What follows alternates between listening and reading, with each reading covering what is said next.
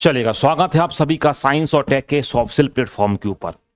आज हम चर्चा करने वाले हैं इस एनवायरनमेंट की सीरीज में इकोलॉजी और इकोसिस्टम के बारे में। आज हम देखेंगे ढेर सारी बातें जो वनडे एग्जाम को कवर करते हुए आपका पीएससी प्री और मेंस के बारे में भी डिस्कशन में आपको यहां पर कराने वाला हूं। तो चलिए शुरुआत करते हैं आज हम इकोलॉजी और इकोसिस्टम की। हम बात कर रहे हैं, दो शब्द हमने हर जगह यहां पर देखे हैं। पहला शब्द हमने देखा कौन सा, इकोलॉजी हमने यहां पर देखा है, और दूसरा शब्द हमने क्या देखा है, दूसरा शब्द हमने यहां पर देखा इकोसिस्टम देखा है। आ रही बात समझ में?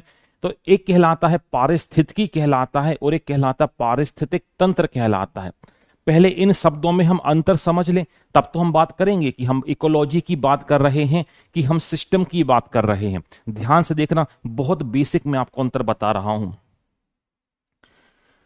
बात करते हैं पारिस्थितिकी, तो मैंने कई बार आपको बताया है जहां भी शब्द आ जाता है क्या, लॉजी, इसका मतलब ही होता है क्या, टू स्टडी।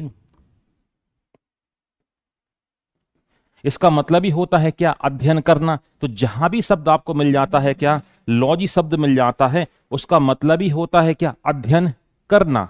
अब बात करते हैं दोनों में पहले अंतर क्या है, तो ध्यान से आप देखना। पहले हम बात कर लें इकोसिस्टम की बात कर लें, फिर हम लॉजी की हम बात कर लेते हैं। तो हमने बोला इकोसिस्टम, पार्श्विक तंत्र, तो आपने बोला सर हम कई बार पढ़ चुके हैं, ये काफी व्यापक तंत्र है, ये दो भागों से मिलकर बना हुआ होता है। पहला कहलाता है बायोटिक, जैव कारक, और दूसरा कहलाता है एबायोटिक।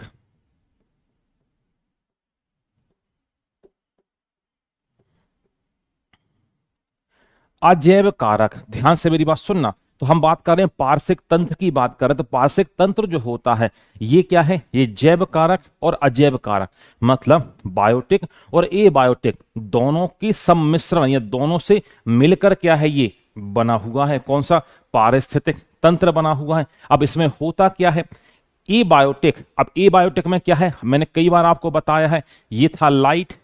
इस प्रकाश को पौधों ने क्या काम किया, फोटोसिंथेसिस की रिएक्शन कर दी, यहां पर स्टार्च बनाया, जिनको हर्बीवोर्स ने खाया, शाकाहारियों ने खाया, इनको मांसाहारियों कार्निवोर्स ने यहां पर खाया। तो यहां पर जैव और अजैव दोनों आपस में मिलकर एक तंत्र का जो निर्माण करते हैं, एक सिस्टम यहां पर क्या करते हैं, ये बनाते हैं। इस सिस्टम को ही बोला जाता है क्या, पारिस्थितिक तंत्र कहा जाता है, या इसे आप बोलते हो इकोसिस्टम कहा जाता है। तो किसी भी इकोसिस्टम में जैव कारक और अजैव कारक ये एक दूसरे के ऊपर निर्भर रहते हैं, क्योंकि जब सूर्य था तभी तो पौधे ने क्या काम किया, उस अजैव कारक से ए बायोटिक फैक्टर से बायोटिक फैक्टर को लिंक यहां पर किया। तो अजैव कारक और जैव कारक आपस में मिलकर क्या काम करते हैं, एक सिस्टम का यहां पर एक निर्माण करते हैं, या एक तंत्र का यहां पर ये निर्माण करते हैं। इस तंत्र को ही बोला जाता है, या इस सिस्टम को ही कहा जाता है क्या, पारिस्थितिक तंत्र कहा जाता है। ठीक है, ये तो समझ में आया कि पार्श्विक तंत्र क्या कहलाता है। सर अब यहां पर क्या लिखा हुआ, देखो लॉजी लिखी हुई है, देखो लॉजी, और लॉजी का मतलब ही होता है टू स्टडी, अध्ययन करना। सर अब किसका अध्ययन करें, तो हमने बोला भाई साहब इको का अध्ययन करो।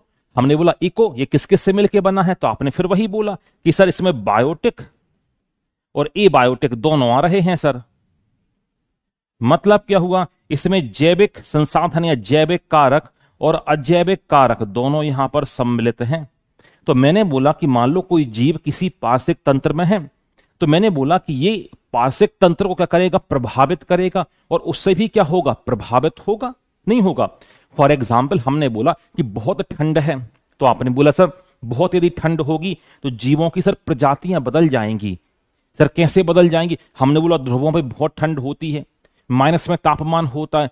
तो आपने बोला कि सर जो ध्रुवों पे पाए जाने वाले जीव जो होंगे ना, उन जीवों में क्या होगा, काफी ज्यादा फैट का जमाव होगा। क्यों, क्योंकि फैट काम करता है, इंसुलेटर का काम करता है, ये कुचालक का काम करता है, मतलब शरीर की ऊर्जा को बाहर निकलने से ये रोकता है।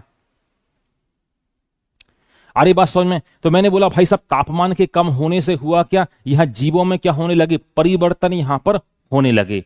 तो तापमान के कम होने से जीवों में आपको परिवर्तन दिखाई दिए। तो मैंने बोला किसी जगह पर एक शेर रहता है, तो मैंने कहा क्या ये किसी पार्श्विक तंत्र को प्रभावित करेगा, तो आपने बोला कि सर पार्श्विक तंत्र में शेर यदि रह रहा है तो ये शाकाहारियों को खाएगा। तो कहीं ना कहीं ये नुकसान कर रहा है पर्यावरण को। तो फिर क्या होगा, शाकाहारियों खाएगा। तो बोले कि सर शाकाहारियों खाएगा तो हो सकता है कि उत्पादक वर्ग की संख्या और तेजी के साथ बढ़ती जाए, या किसी जगह पर हिरण रह रहा है तो मैंने बोला हिरण की संख्या में तेजी से वृद्धि हो रही, तो आपने बोला सर जाहिर सी बात है हिरण जहां पर रहेंगे संख्या में उनकी वृद्धि ज्यादा होगी तो वो उत्पादक वर्ग जो प्रोड्यूसर वर्ग को खाना शुरू करेंगे। इसका मतलब जीव भी क्या कर रहा है, पर्यावरण को प्रभावित कर रहा है। तो हमने क्या बोला कि किसी भी पारिस्थितिक तंत्र में जैविक कारक और अजैविक कारक ये एक दूसरे से क्या होते हैं, खुद प्रभावित भी होते हैं और एक दूसरे को प्रभावित भी करते हैं। तो हमने बोला इनका जो अध्ययन कहलाएगा, इनकी जो स्टडी कहलाएगी, इसे बोला जाता है क्या, इसे कहा जाता है इकोलॉजी कहा जाता है।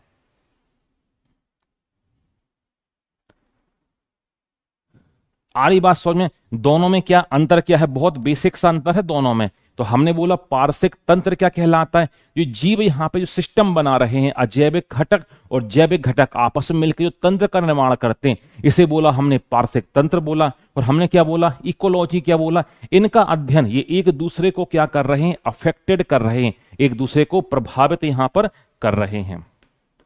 तो इसे हमने क्या बोल दिया, इसे हमने बोल दिया पारिस्थितिकी। बात को समझ में आई।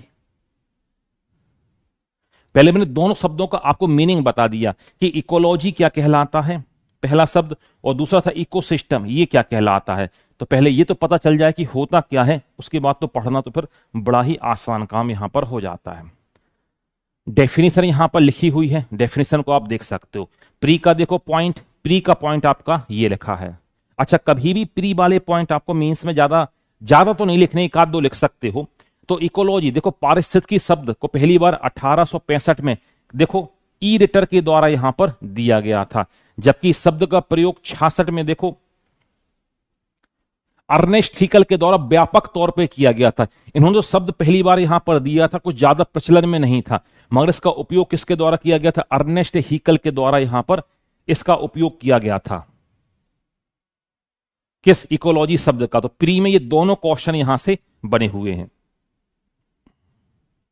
तो फिर उनका मीनिंग यहां पे बताया कि बोला वही कॉस मीन्स होता है हाउस, लॉगस मीन्स होता है स्टडी, मतलब ग्रह का अध्ययन करना या आवास का अध्ययन करना ही क्या कहलाता है, इकोलॉजी यहां पर कहलाता है। वही बताया गया इकोलॉजी दो शब्दों से मिलकर बना है।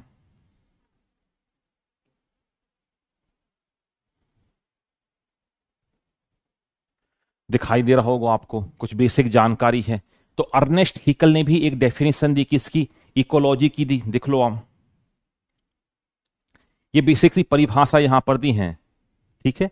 According to Ernest Haeckel the study of mutual relation between the environment and living community is called ecology. तो कभी परिभाषा लिखने को आए तो किसी के अनुसार लिखेंगे तो आपको मीन्स में अच्छे नंबर यहां पर मिलते हैं, अच्छे नंबर यहां पर मिलेंगे।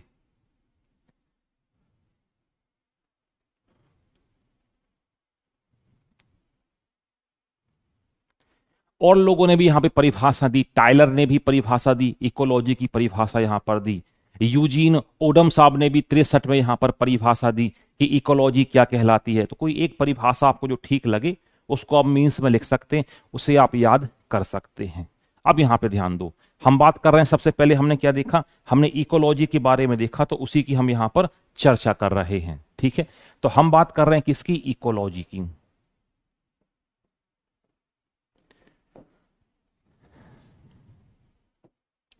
तो हमने क्या बोला, ब्रांचेस ऑफ इकोलॉजी, पारिस्थितिकी की क्या शाखाएं हमने बोली।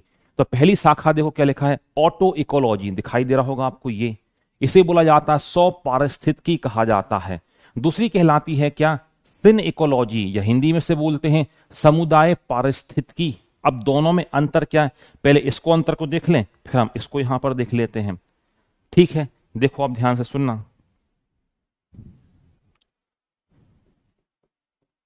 हमने अभी क्या देखा, हमने देखा इकोलॉजी, इसके कितने प्रकार देखे, दो प्रकार देखे। पहला कौन सा, ऑटो, और दूसरा देखा हमने सिन।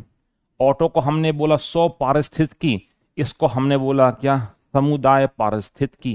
ध्यान से सुनना अंतर क्या है। इतनी तो बात समझ में आपको आ गई कि लॉजी का मतलब है अध्ययन करना। तो अब यहां पे ध्यान से देखना, किसी भी पारिस्थितिक तंत्र में कोई भी इकोसिस्टम यहां पर हो सकता है। वहां पर किसी भी एक जीव समुदाय, मतलब कोई भी एक स्पेसिफिक बोलना चाहिए कि जीनस आप बोल दो। जैसे मैंने बोला कि ये जो समुदाय यहां पर दिखाई दे रहा है, तो मैंने बोला ये हिरण है, तो मैंने बोला हिरण क्या कर रहे हैं, घास को खा रहे हैं। तो मैंने बोला हिरण का अध्ययन करना इस पर्यावरण के सापेक्ष, इसे बोला जाता है क्या, इसे कहा जाता ऑटो इकोलॉजी। मतलब पूरे इकोसिस्टम में कोई एक कम्युनिटी ही आपने यहां पर चुनी है। आपने बोला हिरण का अध्ययन केवल बताएंगे हम, तो हिरण का पर्यावरण के ऊपर क्या पड़ रहा है और पर्यावरण का हिरण के ऊपर क्या अध्ययन हो रहा है, इसे नाम क्या दिया है, इसे नाम दिया ऑटो इकोलॉजी। दूसरा कहलाता देखो समुदाय। इसका मतलब क्या हुआ कि सर यहां पर शेर भी है, यहां पर सियार भी है, यहां पे बहुत सारे जीव, उन सब का यदि अध्ययन करेंगे पर्यावरण के सापेक्ष, इसे क्या नाम दिया है, इसे बोला सिन इकोलॉजी। बेसिक सब बहुत बेसिक अंतर है। तो हमने क्या बोला, दो प्रकार का होते हैं क्या इकोलॉजी। पहला होता ऑटो इकोलॉजी, तो मतलब एक जीव का अध्ययन कर रहे हो, पर्टिकुलर एक कम्युनिटी का ही आप क्या कर रहे हो, स्टडी कर रहे हो, किसके सापेक्ष, इन्वायरमेंट के सापेक्ष, इसे बोला जाता है ऑटो इकोलॉजी कहा जाता है। अब पूरी कम्युनिटी जितने भी वहां पर एनिमल्स है, उन सब का अध्ययन करोगे तो वो क्या कहलाएगा, उसे बोलोगे समुदाय या सिन इकोलॉजी कहा जाता है। अब सिन इकोलॉजी भी कई प्रकार की क्या भाई, 3 प्रकार की आपको यहां पर देखने को मिलेगी। पहली आपको देखने को मिलेगी क्या, आबादी पारिस्थितिकी, इसे बोलते हैं पॉपुलेशन इकोलॉजी। बहुत बढ़िया शब्द इसके लिए मिलेगा, पॉपुलेशन। दूसरा मिलेगा समुदाय, कम्युनिटी, और तीसरा मिलेगा क्या, इकोसिस्टम इकोलॉजी। पहले एक एक करके अपन समझते हैं। हमने बोला पहले क्या, मेरे ख्याल से इसमें आगे है, सारी बातें होंगी, हाँ है आगे, ठीक है आगे, मगर यही हम देख लेते इसको।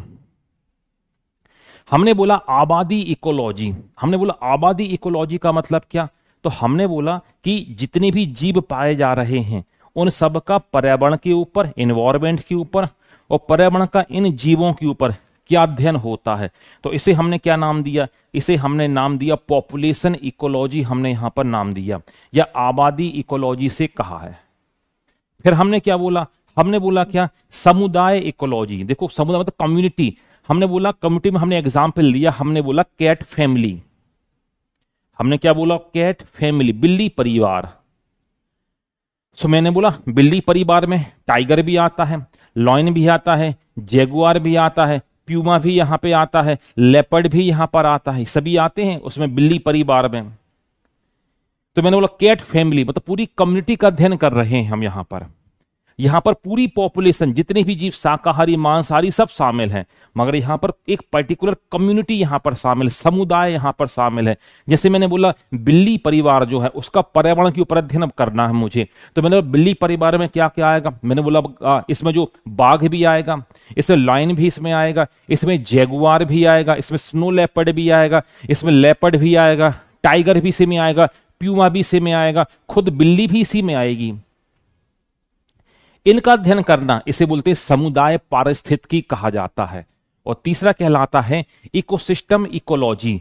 इकोसिस्टम इकोलॉजी में क्या करते हैं, हम अलग अलग छोटे छोटे इकोसिस्टम देखते हैं और उन सबको एक साथ स्टडी करते हैं इन्वायरमेंट के साथ में, इसे कहा जाता है इकोसिस्टम इकोलॉजी यहां पर कहा जाता है।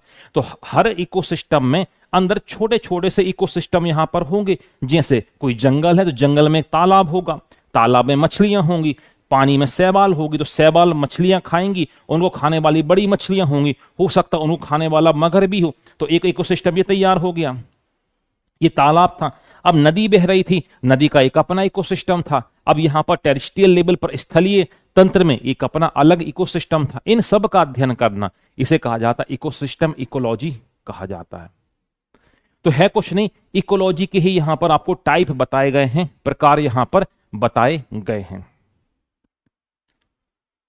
फिर और कई लोगों ने बोला आवास के आधार पर बांट दिया इकोलॉजी को। जैसे लोगों ने बोला फ्रेश वाटर इकोलॉजी, मतलब ताजे पानी की पारिस्थितिकी। ताजे पानी का मतलब जो तालाब में है, जो झीलों में है, जो नदियों में है।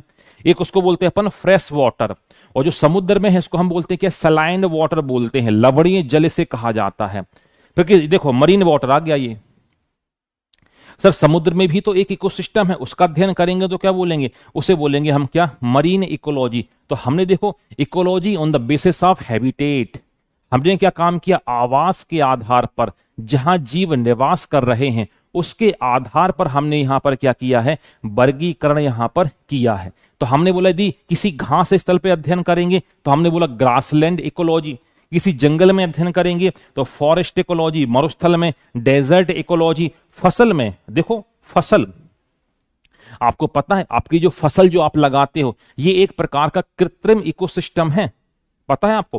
भाई आपने खेत में फसल लगाई तो ये मैंने क्या बनाया, आर्टिफिशियल इकोसिस्टम बनाया है। यहां पे कैसे बनाया है, खेत को समझ लो जंगल, आप जो पौधे उग रहे हैं, जो फसल उग रही है, ये पौधे हैं, ये बड़े बड़े पेड़ इनको मान लो। अब इस पर क्या होगा सर, अब इस पर आएंगे बहुत सारे भौरे आएंगे, बहुत सारी तितली आएंगी, हनी बीज आएंगी, मधुमक्खी आएंगी, बहुत सारे बगुले आएंगे उन पे पाए जाने वाली इल्लियों या कीट को खाने के लिए। तो हमने क्या बना दिए, ये हमारा एक आर्टिफिशियल इकोसिस्टम है। ये क्वेश्चन एक बार बना है कि निम्नलिखित में से कौन सा कृत्रिम इकोसिस्टम का एग्जाम्पल है। तो जो क्रॉप फील्ड जो होती है या फसल जो होती है ये आपका एक प्रकार का कृत्रिम इकोसिस्टम है। या आपने एक काम किया, तालाब आपने बना दिया, खुद ने आपने तालाब बनाया है, ये भी तो एक प्राकृतिक तंत्र है। सर आप तालाब में क्या काम कर रहे हैं, हम लोग सर मछली पाल रहे हैं, केकड़े पाल रहे हैं, तो एक इकोसिस्टम आपने बनाया है। ये तालाब में शैवाल तो आ ही जाएगी, कहीं ना कहीं से मछलियां शैवाल को खाएंगी। तो एक आपने प्राकृतिक नहीं, ये आपने कृत्रिम आर्टिफिशियल इकोसिस्टम यहां पर तैयार किया है। तो ये हमने किस आधार पर बांटा, तो हमने इसको यहां पर ये बोल दिया कि आवास के आधार पर इकोसिस्टम को हमने दो प्रकार से यहां पर बांटा है। एक हमने बोला स्थल का इकोसिस्टम और एक हमने बोला पानी का इकोसिस्टम। अब पानी का इकोसिस्टम भी दो टाइप का, एक साफ पानी का इकोसिस्टम आपको देखने को मिलेगा, मतलब फ्रेश वाटर का, और दूसरा आपको देखने को मिलेगा किसका, सलाइन्ड वाटर का, मतलब लवणीय जल या समुद्री जल का।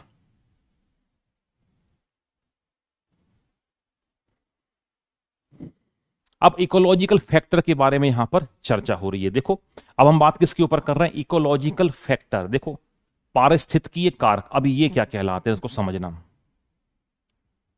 इकोलॉजिकल फैक्टर या हिंदी में से बोला जाता है कि पारिस्थितिकीय कारक। तो पारिस्थितिकीय कारक क्या कहलाते हैं, ध्यान से मेरी बात सुनना। ऐसे कारक जो किसको इफेक्ट करेंगे, इकोलॉजी को, पारिस्थितिकी को प्रभावित करने वाले कारक वो क्या कहलाएंगे, इन्हें कहा जाएगा इकोलॉजिकल फैक्टर। बहुत बहुत बहुत काम का, बहुत बहुत काम का। हमने बोला इको फैक्टर में या इकोलॉजिकल फैक्टर में कौन कौन होंगे, तो दो वही होंगे, एक होगा बायोटिक और दूसरा होगा क्या, ए बायोटिक होगा। तो वे पर्यावरणीय कारक जो जीवों तथा पौधों की जैविक क्रियाओं को क्या करते हैं, मतलब डायरेक्ट और इनडायरेक्ट क्या करते हैं, अफेक्टेड करते हैं, इन्हें कहा जाता है इकोलॉजिकल फैक्टर्स कहा जाता है, पारिस्थितिक कारक यहां पर कहा जाता है। ये बहुत बहुत काम का, क्योंकि अभी इसका हम क्लासिफिकेशन देखेंगे तो पूरी की पूरी क्लास इसी के ऊपर बेस्ड रहेगी, आज की और मेरे ख्याल से कल की भी पूरी की पूरी क्लास इसी के ऊपर क्या होने वाली है, आश्रित होने वाली है, ये जो इकोलॉजिकल फैक्टर्स हैं। अब यहां पर देखो इकोलॉजिकल फैक्टर्स लिखे हैं, चलो एक एक करके देखते चलते हैं। तो ऊपर हेडिंग लिखिए इकोलॉजिकल फैक्टर, चार भागों में बांटा है। पहले कौन से, क्लाइमेटिक फैक्टर,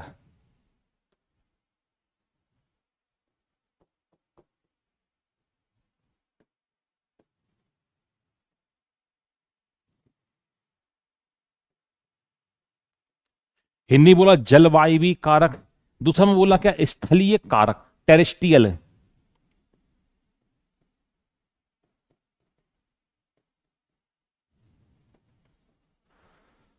तीसरा हमने बोला मृदीय कारक, एडेफिक फैक्टर।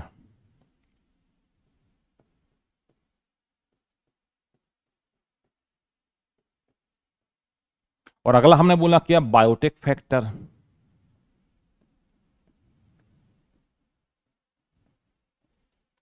देखो ध्यान से, हमने बोला कि पारिस्थितिकी को यहां पर कौन कौन यहां पर प्रभावित करने वाला है, ठीक है।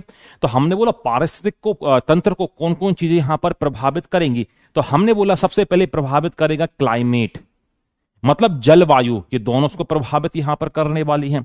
हमने बोला स्थलीय कारक, ये भी तो उसको प्रभावित करेंगे। हमने बोला एडेफेक फैक्टर, देखो एडेफेक हिंदी बोलते हैं मृदीय कारक, हम आगे पढ़ेंगे एक शब्द बनेगा एडेफोलॉजी। एडेफोलॉजी या इसी को प्यार से बोलते हैं पीडोलॉजी। इसको बोलते हैं स्टडी ऑफ सॉइल, मृदा का अध्ययन करना। तो जो एडेफिक फैक्टर हैं वो किसके जुड़े हुए हैं, ये मृदा से या मिट्टी से जुड़े हुए हैं। और बायोटिक आप सभी को पता है ये जीवित। पहले हम इस टेबल को समझ लें, ये पूरी की पूरी टेबल बहुत काम की है, हर बार इसी के ऊपर चर्चा यहां पर होने वाली है। अब क्योंकि अब यहां से हम पढ़ना शुरू करेंगे, कहानी कहां तक पहुंचेगी अपनी, कहानी अपनी यहां तक पहुंचेगी, तो वहां से हम चलेंगे और कहानी कहां तक आएगी, यहां तक नहीं और इसके आगे और है, कहानी यहां तक आएगी ग्रेजिंग एनिमल तक। इतना इतना बताने में मुझे 4 से 6 घंटे का समय लग जाएगा। अब हम क्या, बहुत बड़ा चैप्टर है ये, इकोलॉजिकल फैक्टर। हमने बोला पार्श्विक तंत्र जो है ना, या इकोलॉजी को प्रभावित करने वाले कारक। तो अब शुरुआत कहां से होगी, यहां से शुरुआत होगी। पहले हम समझ लेते हैं कहां पर क्या क्या आता है, और अंत कहां तक होगा, अंत जाएगा यहां तक जाएगा। यहीं तक पहुंचते पहुंचते अपने को 6 घंटा अपने को आराम से लग जाना है। देखो ध्यान से, क्लाइमेटिक फैक्टर में सबसे पहले क्या देखा हमने, सबसे पहले हमने यहां पर देखा कि यहां पर क्या आता है, प्रकाश आता है, देखो लाइट। दूसरा क्या है, टेम्परेचर। अगला देखो वाटर और रेनफॉल, वर्षा। फिर हमने क्या देखा, वायुमंडलीय नमी, एटमॉस्फेरिक ह्यूमिडिटी।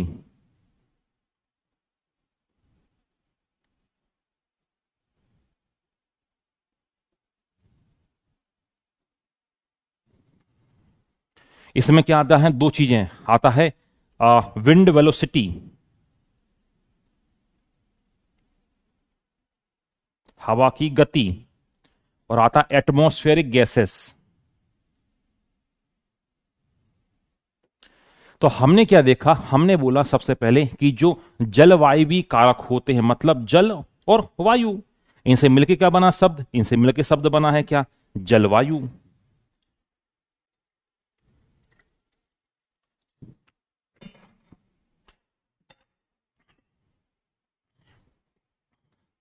हमने बोला क्लाइमेटिक फैक्टर, या हमने बोला जलवायवीय कारक। तो जलवायवी कारक में क्या क्या शामिल है, तो हमने बोला यहां पर प्रकाश, तापमान, पानी और वर्षा, वायुमंडलीय नमी, हमने बोला विंड वेलोसिटी, हवा की गति, और जितनी भी गैसें जो इन्वायरमेंट में पाई जा रही हैं, ये सभी की सभी किसमें शामिल हैं, ये क्लाइमेटिक फैक्टर में यहां पर शामिल है। मतलब जलवायवी कारकों के अंतर्गत ये सभी कुछ आता है। ठीक है सर, हमने बोला बताओ टेरेस्ट्रियल फैक्टर में क्या आता है, मतलब स्थलीय कारकों में क्या आता है। तो आपने बोला सर ऊंचाई आएगी, हाइट। ऊंचाई क्यों आएगी, ऊंचाई पे जाओगे दाब कम होगा, ऊंचाई पे जाओगे तापमान कम होगा। हमने बोला ढलान आएगा, स्लोप, स्लोप ढलान। तो अब ढलान भी कैसा, हमने बोला ढलान की मात्रा और दिशा दोनों आएगी। देखो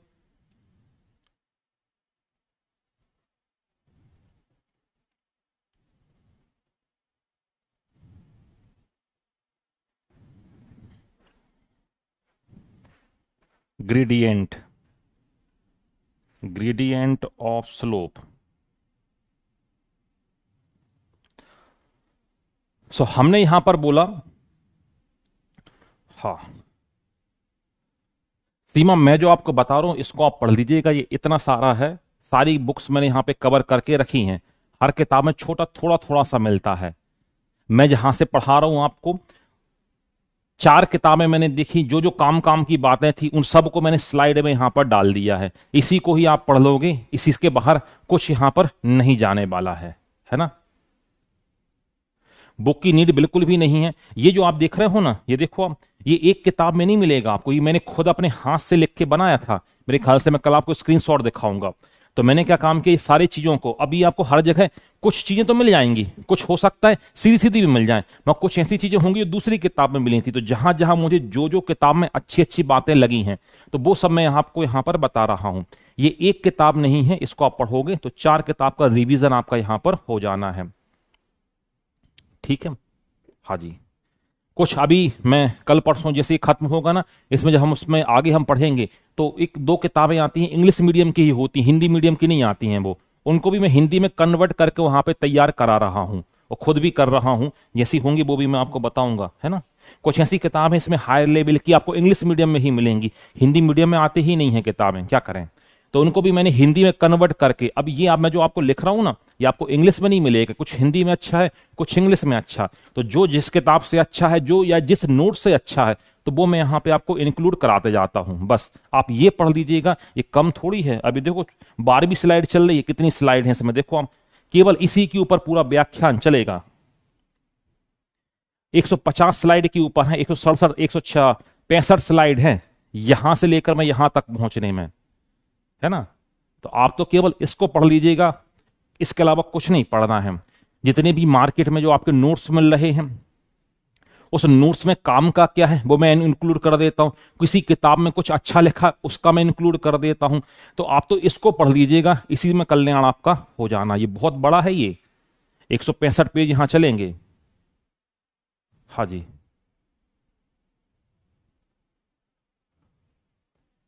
ठीक है, यहां पे ध्यान दो, लिंक मेरी टूट जाती है, फिर मैं क्या बता रहा था।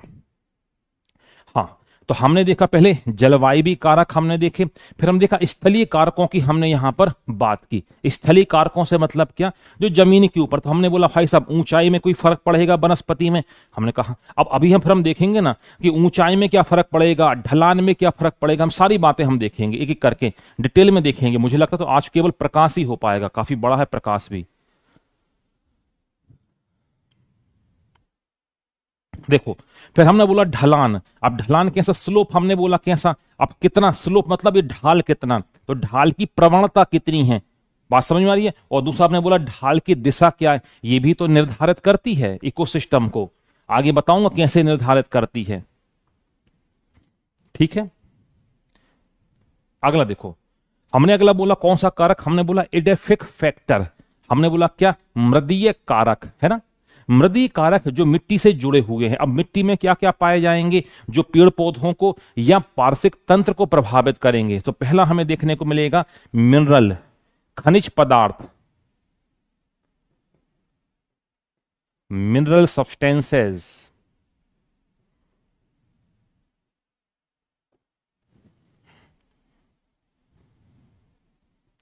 दूसरा कार्बनिक पदार्थ, ऑर्गेनिक सब्सटेंसेस। तीसरा शैवाल, एल्गी, मृदा वायु,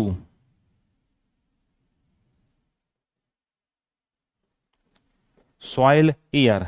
अगला मृदा जीव, सॉइल ऑर्गेनिज्म। अगला मृदा अभिक्रिया, सॉइल रिएक्शन।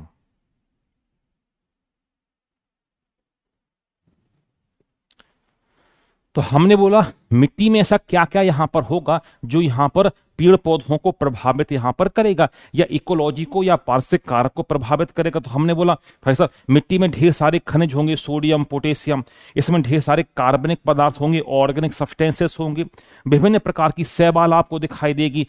सॉइल एयर, मिट्टी में कुछ हवा भी तो होती है, ये भी तो प्रभावित करती है। अगला सॉइल एयर, हवा में, मिट्टी में क्या, हवा, ये भी प्रभावित करती है। सॉइल ऑर्गेनिज्म, मृदा में पाए जाने वाले जीव, जैसे केचुआ, बहुत अच्छा एग्जाम्पल जो आप सभी ने देखा है। तो ये भी तो प्रभावित करता है कहीं ना कहीं पार्श्विक तंत्र को। या मिट्टी में पाए जाने वाले राइजोबियम बैक्टीरिया, सभी का जिक्र होगा, बहुत डिटेल में होगा। इसके अलावा सॉइल रिएक्शन, मृदा की अभिक्रिया। अब मृदा अभिक्रिया में आपको देखने को मिलेगा एसिडिक सॉइल देखने को मिलेगी, बेसिक सॉइल आपको देखने को मिलेगी, अम्लीय मृदा क्या होती है, क्षारीय मृदा क्या होती है, ये सारी चीजें आपको यहां पर अभी देखने को मिलेंगी। फिर हमने बोला क्या, बायोटिक फैक्टर, जीवीय कारक जो जीवित हैं। अब जीवित होंगे तो क्या होगा, अरे सर अब ये जीवित होंगे तो कुछ ना कुछ संबंध तो होगा इनमें। जैसे पहला बोला क्या, प्रतियोगिता, कंपटीशन। प्रतियोगिता, दूसरा बोला परजीविता, पैरासिटिज्म, तीसरा बोला आपने सहजीविता, सिम्बायोसिस, चौथा बोला आपने माइकोराइजा,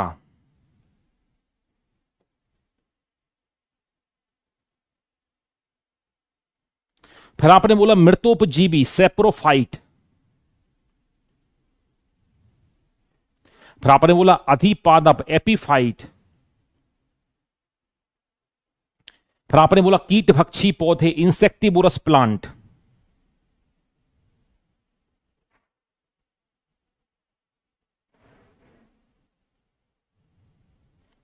इंसेक्टिबोरस प्लांट, फिर आपने क्या बोला सहभोजिता, कॉमन सेलिज्म,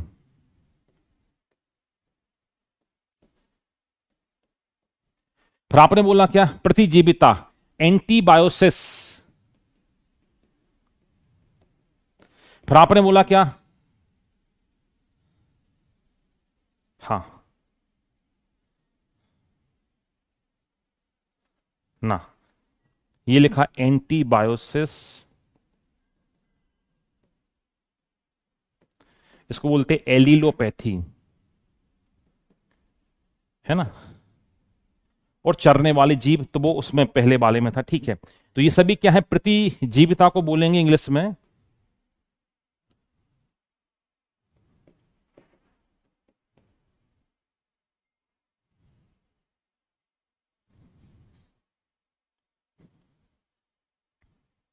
देखो, हिंदी में नीचे लिख दिया उसने क्या एंटीबायोसिस, इंग्लिश में लिखा क्या प्रतिजीविता, तो मैं इंग्लिश में ही ऊपर लिख देता हूं एंटीबायोसिस, कोई दिक्कत नहीं, आगे आएंगे सारे शब्द फिर से।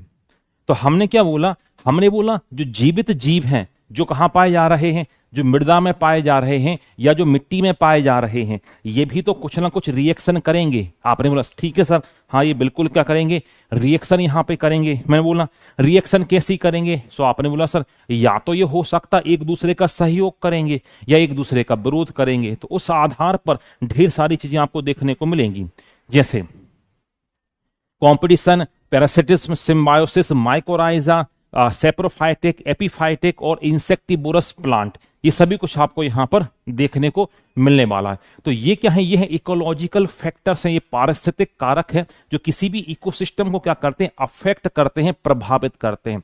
तो पहले हमने इकोलॉजी देख लिया, तो हमने बोला भाई साहब कि जो जैविक हैं और अजैविक हैं ये एक दूसरे को अफेक्ट यहां पर कर रहे हैं, एक दूसरे को प्रभावित यहां पर कर रहे हैं। तो हमने बोला ठीक है प्रभावित तो कर रहे हैं, अब इनमें कौन कौन से फैक्टर और शामिल हैं, तो आपने बोला कि सर जलवायु कारक शामिल हैं, क्लाइमेटिक फैक्टर, फिर आपने बोला क्या टेरेस्ट्रियल फैक्टर यहां पे शामिल हैं, फिर एडेफिक और बायोटिक। तो ये किसको प्रभावित कर रहे हैं, ये इकोलॉजी को प्रभावित यहां पर करते हैं। अब देखो, अब आगे की कहानी क्या रहेगी, अब आगे की कहानी रहेगी, हेडिंग क्या डलेगी, प्रकाश। तो हम देखेंगे भाई साहब प्रकाश कैसे पार्श्विक तंत्र को प्रभावित करता है, तो हम बोलेंगे भाई प्रकाश से होती प्रकाश संश्लेषण। फिर हम पौधों के प्रकार हम देखेंगे, कैसे हम देखेंगे जो तेज धूप में होते हैं, कुछ ऐसे पौधे देखेंगे जो छाया में होते हैं, कुछ ऐसे पौधे भी देखेंगे जिनको प्रकाश से ज्यादा मतलब नहीं होता, थोड़ा बहुत मिल जाए काम उनका चल जाएगा। फिर हम देखें भाई प्रकाश से और क्या प्रभावित होता है, फिर हम बोलेंगे भाई साहब के जर्मिनेशन भी प्रभावित होता है, अंकुरण भी प्रभावित होता है क्या। फिर हम देखेंगे जो वाष्पोत्सर्जन की दर है, जो ट्रांसमिशन जो हो रहा है पौधे से, पत्तियों से पानी का उड़ना, हमने बोला भाई ये भी तो प्रकाश से प्रभावित होता है। तो अब प्रकाश क्या क्या यहां पर अफेक्ट करेगा, अब उन सबको एक एक करके देखेंगे। फिर तापमान कैसे प्रभावित करेगा, फिर जल और वर्षा, फिर वायुमंडलीय नमी, और ऐसे करते करते करते करते हम कहां पर आएंगे, हम यहां तक आएंगे, चरने वाले ग्रीजिंग एनिमल जो हैं हम यहां तक पहुंचेंगे। ये जो है ना, ये इसी का ही भाग था, इस वाले भाग का, बायोटेक वाले भाग का, ये इसका भाग था, है ना, मैं लिख देता हूं, ये बायोटेक फैक्टर है।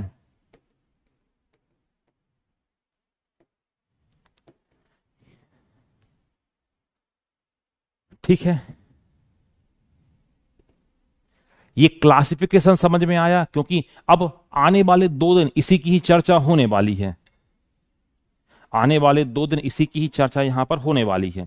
पहले मुझे ये बताओ क्लासिफिकेशन समझ में आया, तो मैं आगे की तरफ बढ़ूं फिर।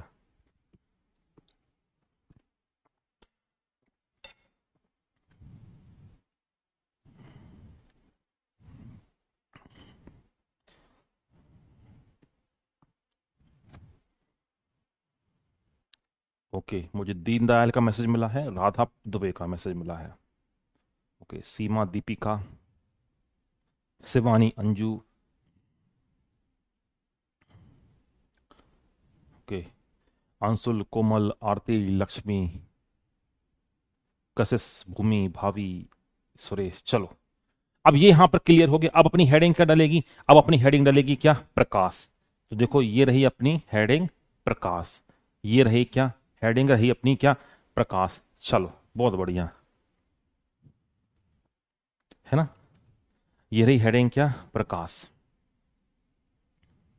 चलो, अब हम बात करते हैं प्रकाश के बारे में, एक एक करके हम करते हैं अब चर्चा। देखो ध्यान से,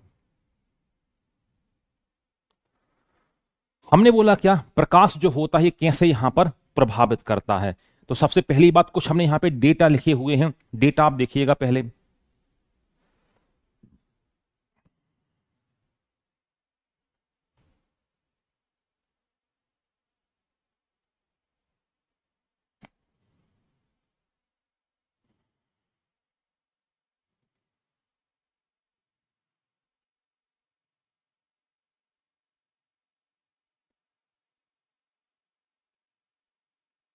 जितनी वो पंचायत लिखी है उसको मैं एक डायग्राम में यहां पे बना के बताता हूं।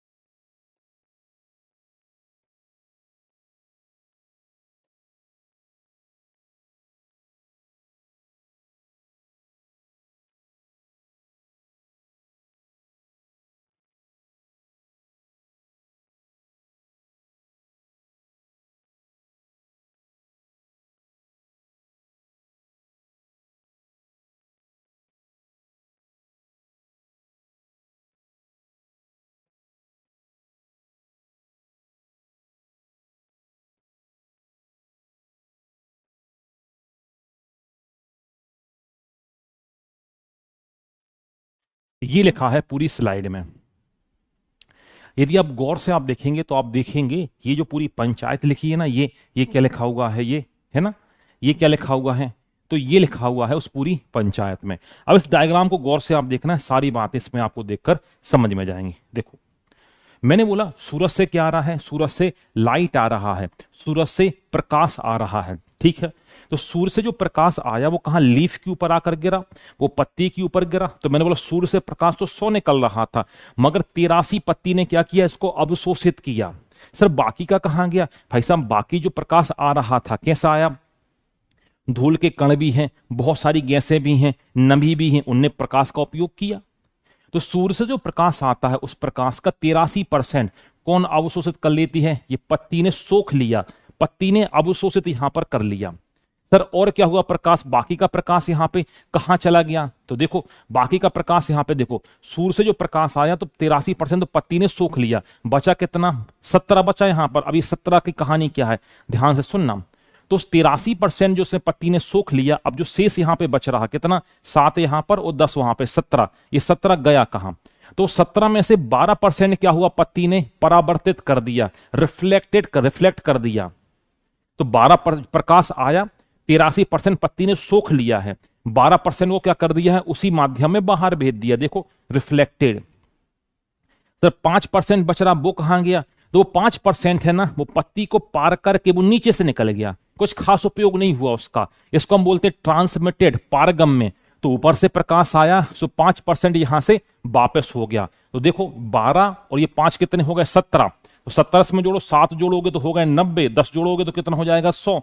तो सूर्य से जो प्रकाश आ रहा था, सन से जो लाइट आ रहा था, उसका 83% लीफ ने एब्जॉर्ब किया, अवशोषित किया, 12% उसी माध्यम में भेज दिया, 5% नीचे पार करके चला गया। इसका कोई उपयोग नहीं हुआ, इसका कोई भी उपयोग नहीं हुआ। हाँ सर, जो 12% इसने सोखा था, इसमें से भी केवल और केवल और केवल 4% का उपयोग किसमें हो रहा है? प्रकाश संश्लेषण में हो रहा है। इसका मतलब देखो, जरा मेरी बात को ध्यान से समझना। इसका मतलब देखो, यदि प्रकाश 100% पत्ती के ऊपर गिरा तो 100% में से केवल 4% का ही तो उपयोग कर रहा है पौधा। इसका मतलब यह हो गया कि प्रकाश की जो इंटेंसिटी है, तीव्रता हल्की सी कम होगी तो प्रकाश संश्लेषण, फोटोसिंथेसिस अफेक्टेड होगा इससे। तो जब यहां पर पत्ती पर गिरा तो 83% इसने एब्जॉर्ब कर लिया, 12% रिफ्लेक्ट कर दिया, नीचे 5% का कर दिया, ट्रांसमिट कर दिया, उसको नीचे से जाने दिया, निकलेगा कुछ प्रकाश। तो इस 83 में से 4% का यूज कहां पे किया? इस फोटोसिंथेसिस रिएक्शन में किया, जिसको हम 50 बार देख चुके हैं।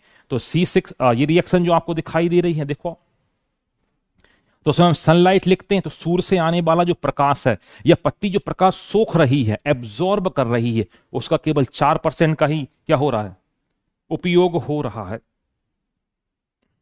केवल 4% का ही क्या हो रहा? उपयोग हो रहा है। आ रही बात समझे? अब इसका मतलब यहां पर यह हुआ कि ये इंटेंसिटी लाइट की हल्की सी कम हो जाए, हल्की सी बढ़ जाए, तो देखो ये बहुत प्रभावित होगा, क्योंकि 100 में से हम बोल सकते हैं 4% का ही तो यूज हो रहा है। तो इस तरीके से क्या इफेक्ट हो रहा है? इससे प्रकाश संश्लेषण प्रभावित यहां पर होता है। तो जलवायु कारकों में पहला कारक कौन सा देख रहे हैं हम पहला कारक देख रहे हैं कौन सा? लाइट हम देख रहे हैं। तो वो प्रकाश यहां पर क्या करता है?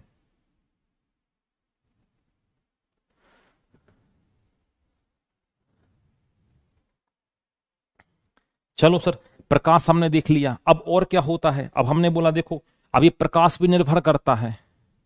अब हमने ये तो समझ लिया कि भाई साहब 4% फोटोसिंथेसिस में उपयोग हो रहा है, तो हमने बोला हर बार 4% थोड़ी, कम ज्यादा भी इससे होगा प्रकाश, कम ज्यादा भी यहां पर क्या होने वाला है? प्रकाश यहां पर होने वाला है। तो कम ज्यादा जो प्रकाश यहां पर होगा सो वो कहां पर जाएगा? सो देखो, अब प्रकाश आ तो पूरा रहा था, कुछ कमी होगी, जो ह्यूमिडिटी जो होगी, जो आर्द्रता होगी, कुछ आर्द्रता के द्वारा, कुछ कोहरों के द्वारा, कुछ देखो बादलों की क्या उपस्थिति के द्वारा, तो प्रकाश की मात्रा कम ज्यादा यहां पर क्या होती रहेगी? ऊपर नीचे यहां पर होती रहेगी। 79 का कुछ नहीं, वो एनर्जी क्या हो जाती है? विसरित हो जाती है। जो 79% कहां यूज होगा? तो 79% यूज नहीं होता, विसरित हो जाता है, क्या डिफ्यूज हो जाता है, क्योंकि लाइट क्या है? एक एनर्जी है, और एनर्जी में हमने पढ़ा है law of conservation of energy. तो हमने बोला energy can not be created, can not be destroyed, but change one form to another form. बात समझ में आ रही है? वो विसरित हो जाती है, इन्वायरमेंट में ही निकल जाती, खत्म तो नहीं होती है, खत्म तो यहां पर नहीं होती है, खत्म तो यहां पर नहीं होती है। बात समझना, हम ऐसा बोल सकते हैं कि जो फोटोसिंथेसिस की रिएक्शन है उतनी एफिशिएंसी से नहीं हो रही है, क्योंकि भाई साहब 87% लाइट इसके ऊपर गिर रहा है, 87% में से 4% का ही ये यूज कर रहा है, तो बाकी का ये कहां कर रहा होगा, वहां कहां जा रहा होगा। तो ये जो फोटोसिंथेसिस की रिएक्शन है उतनी एफिशिएंट रिएक्शन नहीं है भाई। ये तो होना ऐसा था 83% जो गिर रहा था, सॉरी 83% जो गिर रहा था पूरा का पूरा उपयोग होना था। तो इसका मतलब ये हो गया कि सर हमारा इनपुट ज्यादा है और आउटपुट क्या हो रहा है, कम हो निकल रहा है। मशीन तो अपनी ये हुई। ये तो ऐसा होता है कि जैसे आपने 1 लीटर गाड़ी में तेल डलवाया और गाड़ी केवल 1 किलोमीटर चल रही है, ये तो ऐसा हुआ। इसका मतलब कहीं ना कहीं आपका जो इंजन है एफिशिएंट नहीं है। इसका मतलब ये होगा कि प्रकाश संश्लेषण रिएक्शन में जो फोटोसिंथेसिस रिएक्शन जो हो रही है, थैलेकॉइड के अंदर जो रिएक्शन हो रही है वो उतनी एफिशिएंट रिएक्शन नहीं है, जिसमें 79% का तो वो यूज ही नहीं कर रहा है, वो डिके हो रहा है, मतलब एनवायरमेंट में डिफ्यूज हो जा रहा है, उसमें से भी 4% का ही यूज कर पा रहा है। इसका मतलब तो ये हुआ हमारा जो इंजन है, या जो वेस्ट नहीं बोलेंगे अपन, डिफ्यूज बोलते हैं, डिफ्यूज एनवायरमेंट में ही निकल जाती है, वो एनर्जी एनवायरमेंट में ही निकल जाती है। हाँ जी, है ना। तो हमने बोला प्रकाश भाई इन सभी के ऊपर क्या करता है, निर्भर करता है। फिर हमने बोला कि लैटिट्यूड लॉन्गिट्यूड के ऊपर भी निर्भर करता है। तो हमने बोला पृथ्वी जो कहां पर है, कैप्रिकॉन जो हो गया, या ट्रॉपिक ऑफ कैंसर पे जो हो गया, यहां सूरज ज्यादा चमकता है तो यहां पर इंटेंसिटी ज्यादा होगी, यहां पर इंटेंसिटी क्या होगी, ज्यादा होगी। अच्छा, अब देखो प्रकाश का प्रभाव क्या पड़ता है। तो हमने बोला अब प्रकाश ही चल रहा है, तो हमने बोला लाइट का जो इफेक्ट यहां पे आपको देखने को मिलेगा, सबसे पहले देखने को मिलेगा किसके ऊपर, फोटोसिंथेसिस रिएक्शन के ऊपर देखने को मिलेगा। क्योंकि फोटोसिंथेसिस रिएक्शन जो होती है ये किसके ऊपर निर्भर करती है, लाइट के ऊपर ही तो निर्भर करती है।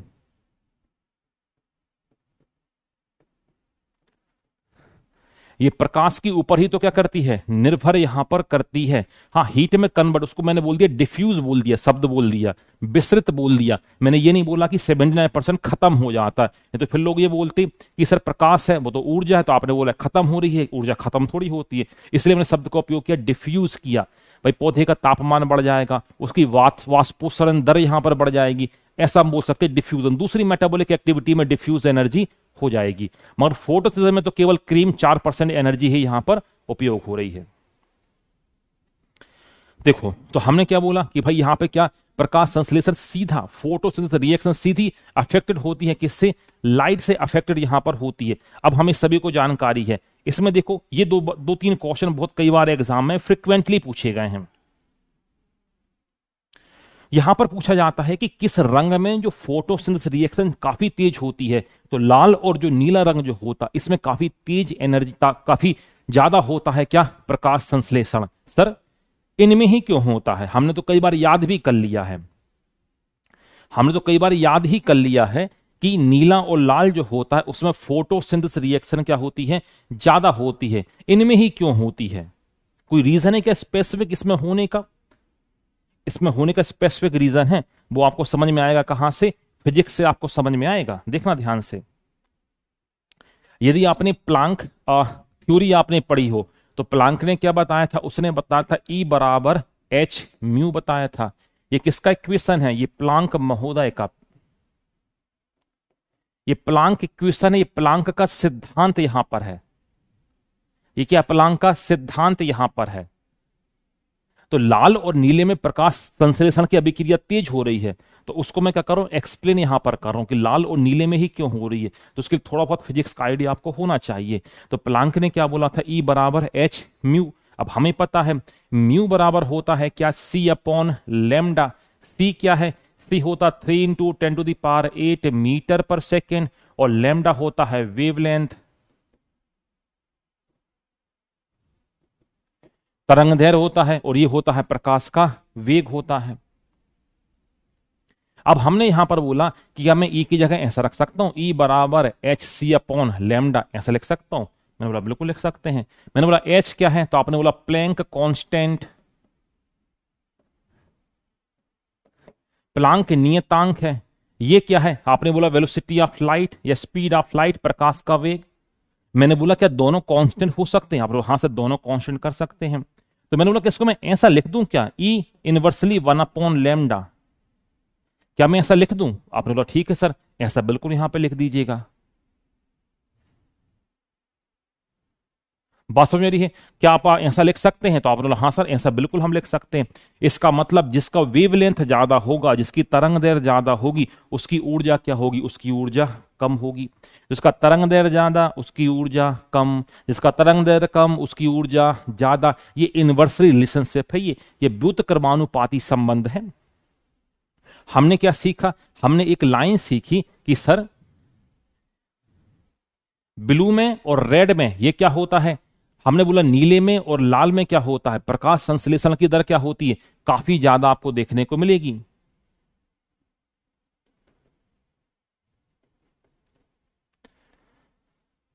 ऐसा क्यों हुआ? ऐसा इसलिए हुआ क्योंकि जो लाल रंग जो होता है, रेड कलर जो होता है ना, रेड कलर की आपको ये पता है लैम्डा क्या होता है, इसका काफी ज्यादा होता है, वेवलेंथ तरंग दैर्घ्य ज्यादा होती है, इसकी एनर्जी क्या होती है, कम होती है।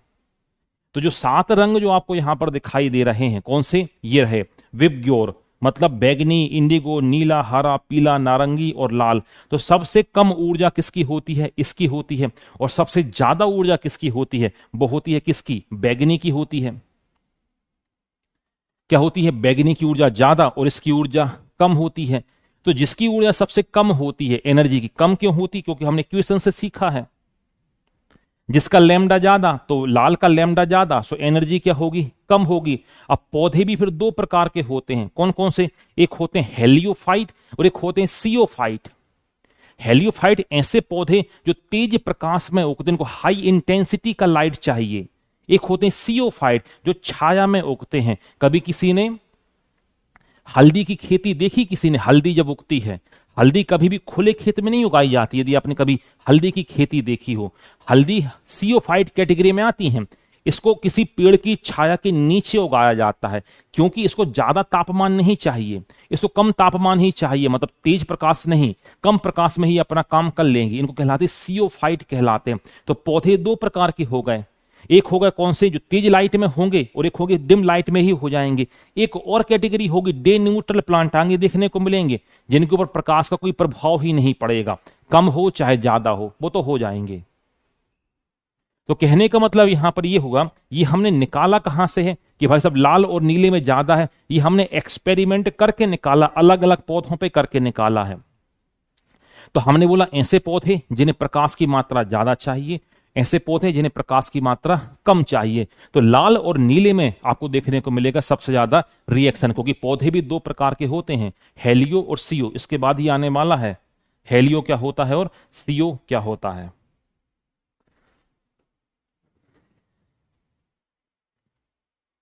बस वही फोटोसिंथेसिस की रिएक्शन। देखो आप, जो सनलाइट यहां पे गिर रहा था, सनलाइट जो गिर रहा था कितना, हमने बोला कि भाई जो सनलाइट जो आया, हमने बोला 83% क्या किया था इसने? एब्जॉर्ब किया था।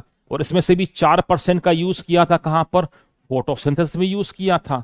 तो फिर बात आ रही थी भाई 79% कहां जा रहा है? तो मैंने बोल दिया ये एनर्जी डिफ्यूज हो जाएगी, हिंदी में इसको बोल दिया विसरित हो जाएगी। अब विसरित कहां पे होगी? वो ढेर सारी जगह विसरित तो हो सकती है, ढेर सारी जगह विसरित हो सकती है। पहला विसरण कहां पे हो सकता है? ये देखो लिखा हुआ है क्या कहीं पर? हाँ, लिखा तो नहीं है, हाँ लिखा हुआ देखो। विसरित कहां पर होगी? अब पत्ती के ऊपर प्रकाश पड़ा तो पत्ती क्या होगी? हल्की सी गर्म होगी। गर्म होगी तो पत्ती से पानी उड़ने की जो दर है वो क्या हो जाएगी? बढ़ जाएगी। तो कुछ ऊर्जा इसमें खर्च हो जानी है। जाहिर सी बात, पत्ती के ऊपर प्रकाश पड़ रहा तो पत्ती गर्म होगी, पत्ती गर्म होगी तो कुछ ऊर्जा इसमें खर्च हो जानी है, पहला इसमें खर्च हो जाएगी। कुछ ऊर्जा कहां पे खर्च हो जाएगी? यहां पर पहला तो पानी उड़ने में ऊर्जा खर्च हो रही है। दूसरी ऊर्जा, इस पत्ती का तापमान क्या हो गया? बढ़ गया। तो पत्ती का तापमान बढ़ने में भी ऊर्जा खर्च हो रही है। तो इसको मैंने एक शब्द में यहां पर बोल दिया कि डिफ्यूज हो जाती है, ये विसरित तो हो जाती है। तो और मेटाबॉलिक एक्टिविटी है इसके अंदर, एंजाइम होंगे, उनकी मोबिलिटी बढ़ जाएगी, एंजाइम तेजी से काम करना यहां पर शुरू कर देंगे। तो ये एनर्जी यहां पर डिफ्यूज हो जाती है, इसलिए मैंने शब्द को यहां पर एक सीधा शब्द बोल दिया था, डिफ्यूज, खत्म होने की बजाय। क्या पीछे की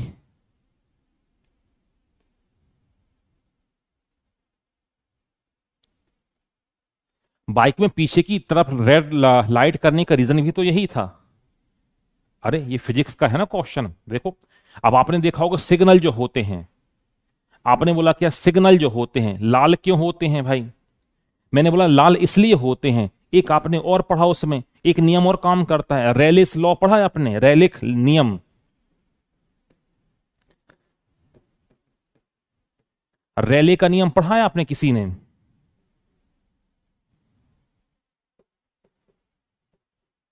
ये फिजिक्स है फिर यहां पर, है ना।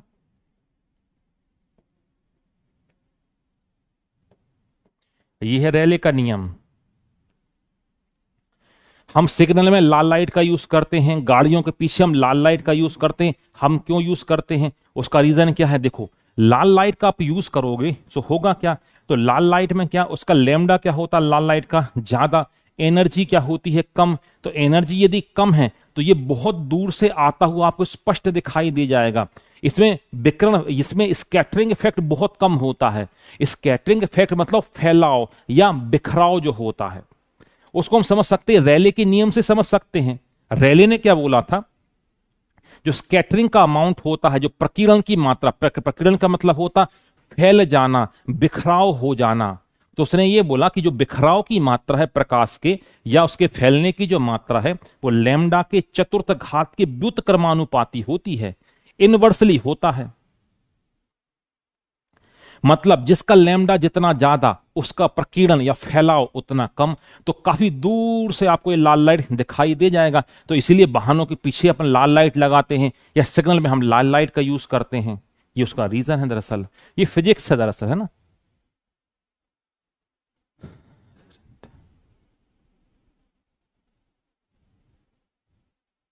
हाँ जी।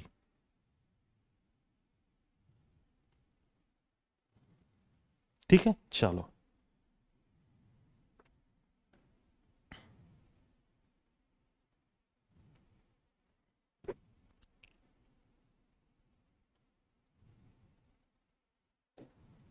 अगला देखो, अगला हमने बोला कि भाई साहब लाइट से क्या होगा,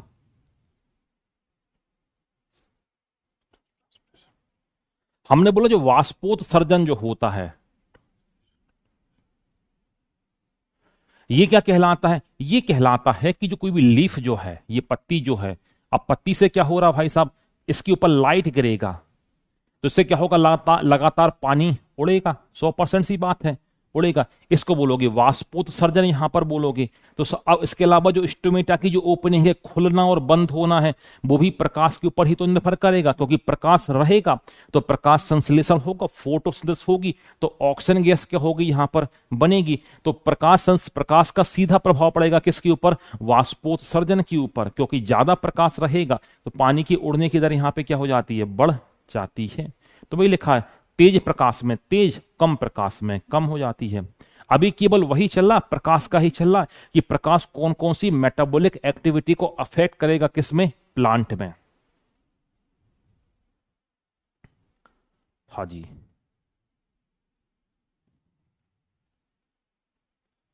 ठीक है, चलो, बातें नहीं करनी है ना, बातें नहीं करनी है, कोई क्वेश्चन हो तो आप पूछेगा। अगला हमने बोला क्या, तो हमने बोला सर जो प्रकाश जो होगा ये मूवमेंट को भी नियंत्रित करेगा, कौन, लाइट।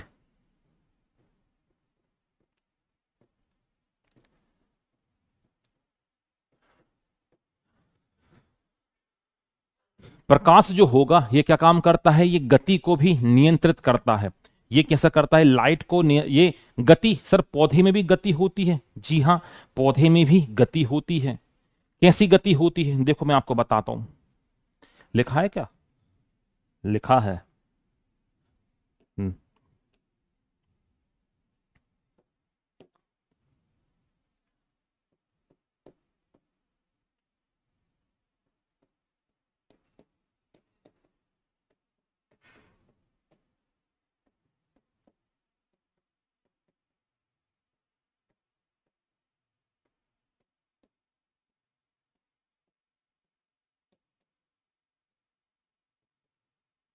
ये पौधे में गति हो रही है।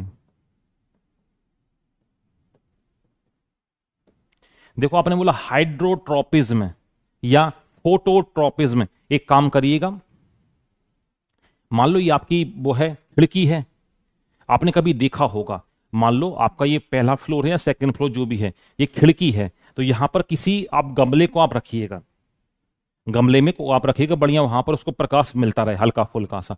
कुछ समय के बाद देखिएगा ये पौधा, आप देखना अपने आप क्या होगा, जहां प्रकाश होगा ना उसकी तरफ मुड़ जाएगा। कभी आपने देखा है?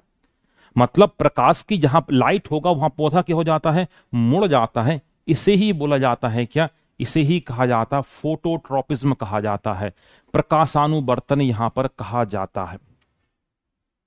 तो ये भी तो कहीं ना कहीं प्रभावित हो रहा है किससे, प्रकाश की मात्रा से। और यदि कभी आपने किसी बीज को अंकुरित होते हुए देखा होगा तो उसमें अंकुरण में देखो एक भाग कहाँ जाता है नीचे और एक भाग कहाँ जाता है ऊपर। तो ऊपर जो जाता है ये प्रकाश की ओर गति करता है, इसे बोला जाता है क्या, फोटोट्रॉपिज्म कहा जाता है, movement of plant towards light इसे कहा जाता है। ट्रॉपिज्म का मतलब होता है मूवमेंट, गति, और फोटो का मतलब होता प्रकाश की ओर जाना। या कभी आपने ऐसा देखा हो, यदि आपके घर में कोई खिड़की हो, वहां से थोड़ी बहुत रोशनी आती हो, कोई छोटा सा गमला आपने रखा हो सजा के, तो देखना थोड़ी देर बाद जैसे वो बड़ा होगा ना वो गमला, वो क्या होगा, वो बाहर की ओर यहां पर चला जाता है। इसे बोला जाता है क्या, फोटोट्रॉपिज्म कहा जाता है। हाँ जी, वो उसने एक अच्छा एग्जाम्पल दिया सूरजमुखी का। किसने दिया? राज ने आंसर दिया। कभी सूरजमुखी की आप फसल देखना, जैसे सूरज अभी यहां पर पूर्व में है तो ये सूरजमुखी का फूल है, देखना ऊपर जाएगा तो फोटोट्रॉपिज्म, प्रकाश के समय क्या होगी, गति होगी। सुबह मुंह इस तरफ रहेगा, शाम को उसका मुंह इस तरफ रहेगा। कभी आपने ऐसा कुछ देखा हो तो ये भी क्या करता है, ये भी प्रभावित होता है पौधों में होने वाली गति से। लिखा हुआ है देखो फोटोट्रॉपिज्म, लिखा हुआ है कि तने का प्रकाश की ओर चला जाना। अगला, लाइट के बारे में ही चलना सब कुछ। लाइट और कैसे प्रभावित करता, आपने बोला कि बीज का अंकुरण भी प्रभावित करता। जर्मिनेशन मतलब आपने बीज को रखा है अंकुरण होने के लिए, यह भी किससे प्रभावित होता है, यह भी लाइट से प्रभावित होता है। जैसे आपने बोला लेट्यूस हो गया, इवनिंग प्रमरोज हो गया, बहुत सारी घास यहां पर हो गई। इनके लिए अंकुरण के लिए क्या चाहिए, पर्याप्त मात्रा में प्रकाश चाहिए। तो कई पौधों में ये करता है प्रभावित, बीज से क्या निकलना, पौधे का निकलना। और सबसे ज्यादा अंकुरण किस में होता है, लाल में होता है, क्योंकि इसकी भेदन क्षमता क्या होती है, ज्यादा होती है। हाँ जी, तो सर्वाधिक किसमें होता है, लाल प्रकाश में बीजों का अंकुरण क्या होता है, ज्यादा। हर पौधे में प्रभावित नहीं होता, कुछ पौधे एग्जाम्पल दिए जैसे लेट्यूस, आपने देखा हो, इसको सलाद पत्ता भी बोलते हैं, ये फॉरेन में बहुत खाया जाता है लेट्यूस। इवनिंग प्रमरोज, इवनिंग प्रमरोज क्या, ये वही है जिसके ऊपर याद करो आप, मैं आपको बता रहा था ह्यूगो डी ब्रीज के बारे में मैंने आपके साथ चर्चा की थी। इन्होंने उत्परिवर्तन संबंधी प्रयोग किए थे इस पौधे के ऊपर, ये वही पौधा है। अब और जानकारी यहां पर दे रहा कि भाई साहब कि जो प्रकाश की वजह से कई बार क्या होता है, जो फ्लावर्स होते हैं फूलों का, बीजों का निर्माण तेजी के साथ यहां पर होता है। कई ऐसे पौधे होते हैं जो क्या करते हैं, जो कैरोटिन्स बनाते हैं, विटामिन ए बनाते हैं, प्रकाश रहता है, लाइट रहता है तो तेजी के साथ यहां पर बनाते हैं।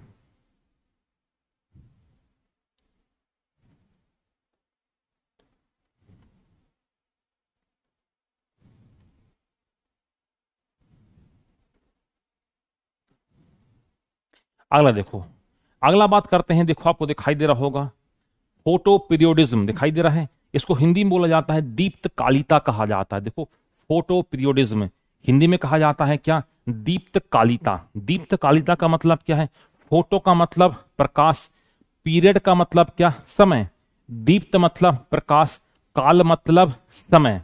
कहने का मतलब यह है कि दीप्त कालिता मतलब पौधे को मैच्योर होने में, पौधे को परिपक्व होने में कितना समय लग रहा है, वो क्या कहलाता है, उसकी दीप्त कालिता यहां पर कहलाती है।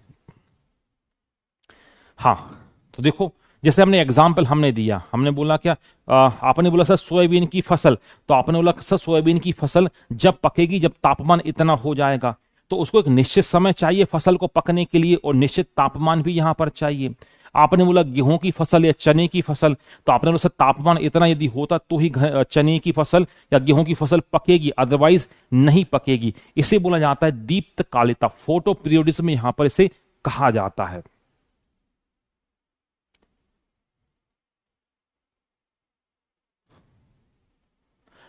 हाँ कोई दिक्कत नहीं प्रियंका, तुम ऐसा पीडीएफ सॉफ्ट कॉपी में यहाँ पे रख लेना, कोई दिक्कत नहीं है, कोई दिक्कत यहाँ पर नहीं है। नर्सरी वाले, हाँ नर्सरी वाले बिल्कुल यूज करते हैं गोपाल, नर्सरी वाले बिल्कुल यहाँ पर यूज करते हैं। फोटो पीरियडिज्म के आधार पर पौधे फिर दो तीन प्रकार के आपको देखने को मिलते हैं। मैंने बोला क्या, फोटो पीरियडिज्म, दीप्तकालिता।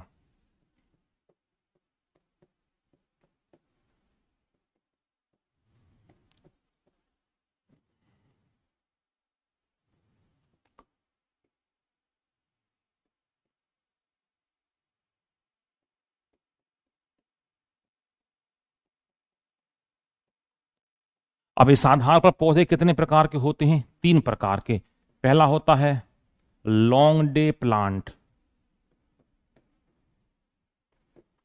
दूसरे कहलाते हैं क्या,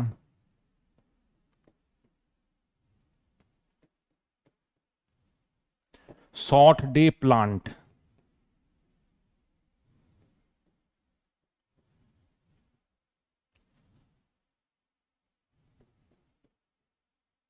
तीसरे कहलाते हैं डे न्यूट्रल प्लांट। तो हमने बोला पौधे को उगने से लेकर उसके फल लगने तक का वो समय क्या कहलाता है, फोटो पीरियडिज्म, कितने प्रकाश की आवश्यकता होती है।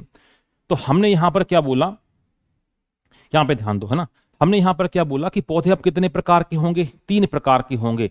पहला लॉन्ग डे प्लांट, ऐसे पौधे जिन्हें मैच्योर होने के लिए, जिन्हें परिपक्व होने के लिए लंबे समय तक तापमान चाहिए या लंबे समय तक प्रकाश चाहिए, उनको बोलेंगे लॉन्ग डे प्लांट।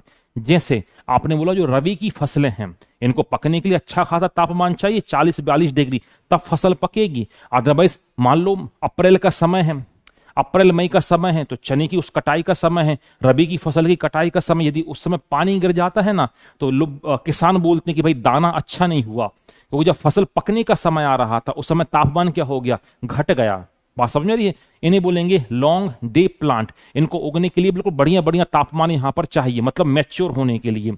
दूसरा शॉर्ट डे प्लांट, इनको मीडियम टेम्परेचर चाहिए, ज्यादा तापमान नहीं चाहिए। जैसे आपने बोला, कई लोग बोलते ना कि सर रबी की फसल को खरीफ में लगा दें तो, और खरीफ की फसल को रबी में लगा दें तो, मैंने बोला उत्पादन नहीं मिलेगा, हो तो जाएगी फसल, उत्पादन आपको नहीं मिलने वाला है। हम उन फसलों को तैयार करते हैं। जैसे आप बोलो सर, जैसे सोयाबीन का समय है, ये खरीफ की फसल में आता है, तो आप बोलो सर ये कब लगाते, तो मैंने बोला भाई शॉर्ट डे प्लांट है, इसको ज्यादा वो नहीं चाहिए तापमान, मतलब थोड़ा बहुत लाइट प्रकाश इसको मिलेगा, काम इसका हो जाएगा। तो आपने बोला क्या सर इस सोयाबीन को हम गर्मी के समय लगा दें, मैंने बोला वो गर्मी के समय लगाने वाला सोयाबीन वो अलग प्रकार का मिलेगा, जिसको हमने तैयार किया है, संकर प्रजाति है वो, दरअसल वो हाइब्रिड क्रॉप है, इसको लगाएंगे तो हो जाएगा, हो तो जाएगा, मगर उत्पादन उतना अच्छा नहीं मिलेगा आपको। तीसरे कहलाते डे न्यूट्रल प्लांट, मतलब इनको मतलब ही नहीं है ज्यादा प्रकाश से, थोड़ा बहुत प्रकाश इनको मिल जाए, इनकी फोटोसिंथेसिस चालू हो जाए, इसके अलावा इनको ज्यादा प्रकाश नहीं चाहिए। तो पौधे कितने प्रकार के हो जाते हैं, सो पौधे हो जाते हैं तीन प्रकार के, आपको यहां पर देखने को मिलेंगे। तो पहला हमें देखने को मिला कौन सा, शॉर्ट डे प्लांट, नहीं पहले लॉन्ग डे प्लांट। पहला देखने को मिला हमें लॉन्ग डे प्लांट।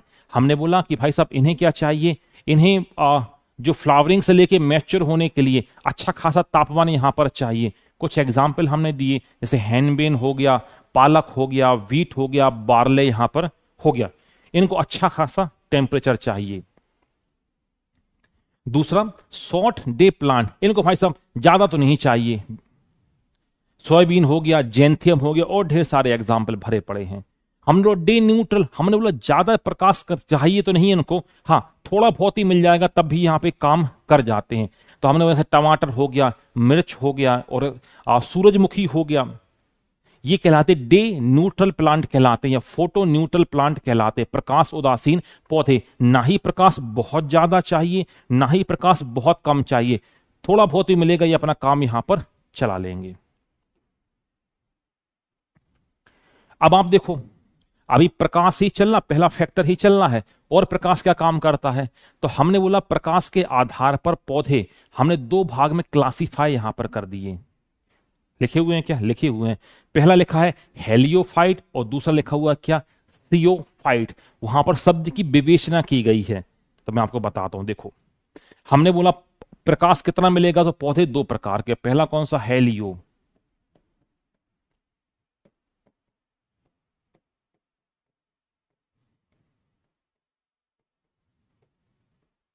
दूसरा CO।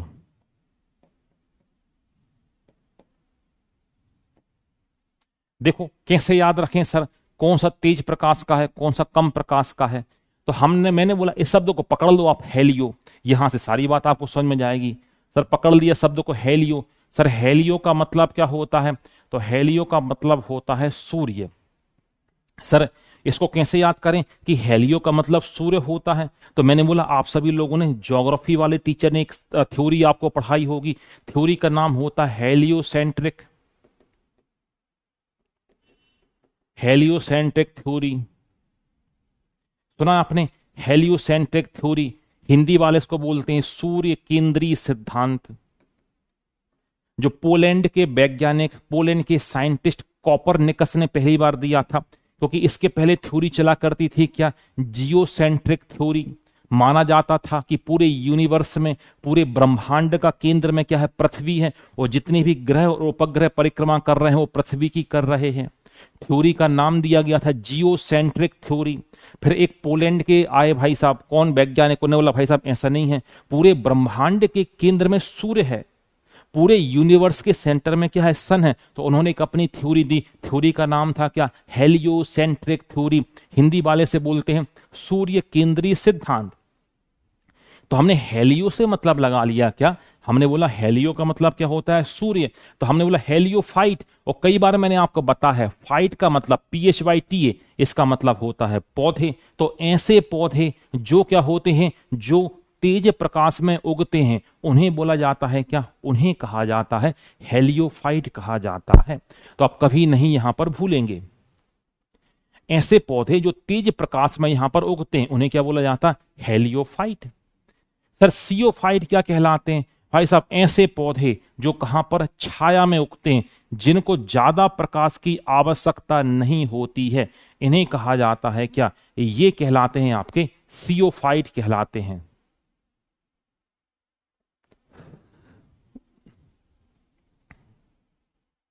तो बस वही देखो बात करें, ये क्या कैसे कहलाते हैं, हिंदी बोलते हैं प्रकाश प्रिय या सूर्य तापी पौधे, या इनको बोलते हैं फोटोफिलस प्लांट भी कहा जाता है, या हेलियोफाइट भी नहीं बोलते हैं, या सन लविंग। बात समझ में आ रही है? ये चीड़ के हो गए, सागौन का हो गया। दूसरे कहलाते हैं छाया रागी, दिखाई दे रहे हैं, देखा, सियोफिलस या सियोफाइट आप बोल सकते हो, या इसी का उल्टा बोल दिया आपने हेलियोफोबस। फोबस का मतलब क्या होता है, हेट, मतलब विपरीत, किसका, प्रकाश के विपरीत, उसी का ही उल्टा शब्द यहां पर आपने बोल दिया। आपने बोल दिया सैड लविंग, भाई साहब सैड का मतलब होता छाया, सैड को क्या करने वाले, लव करने वाले। सो यहां पर हो गया क्या, सैड लविंग, ये कहलाते हैं कौन से, छाया प्रिय। बहुत सारे एग्जाम्पल, टेक्सस हो गया, एवीज आपको दिखाई दे रहा है, पाइसी आपको दिखाई दे रहा, कुछ ऐसे पौधे होते हैं छाया में ही यहां पर होते हैं। तो दो भागों में तो अभी वही चल रहा है ना, क्लाइमेटिक फैक्टर में अभी आपका लाइट ही चल रहा है ना, प्रकाश।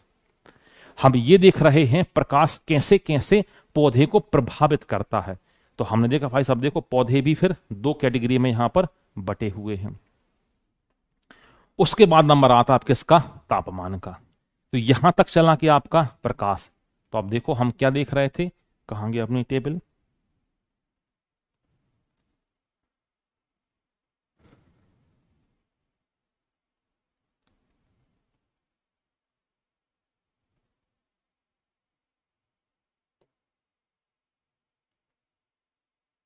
तो देखो हमने क्या देखा, अभी तक हमने पूरा प्रकाश के बारे में हमने देखा, प्रकाश कैसे कैसे अफेक्ट करता है, कैसे कैसे क्या करता है, प्रभावित यहां पर इसे करता है। अब दूसरा नंबर क्या आ रहा है, क्लाइमेटिक फैक्टर में तापमान।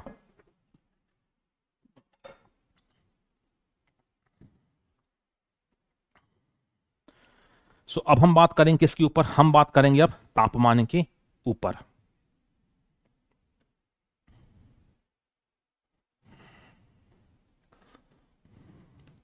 तो अभी दूसरा फैक्टर, क्लाइमेटिक फैक्टर कौन सा है, दूसरा फैक्टर है ये तापमान। देखो आप, ये रहा, ये सेकेंड क्लाइमेटिक फैक्टर।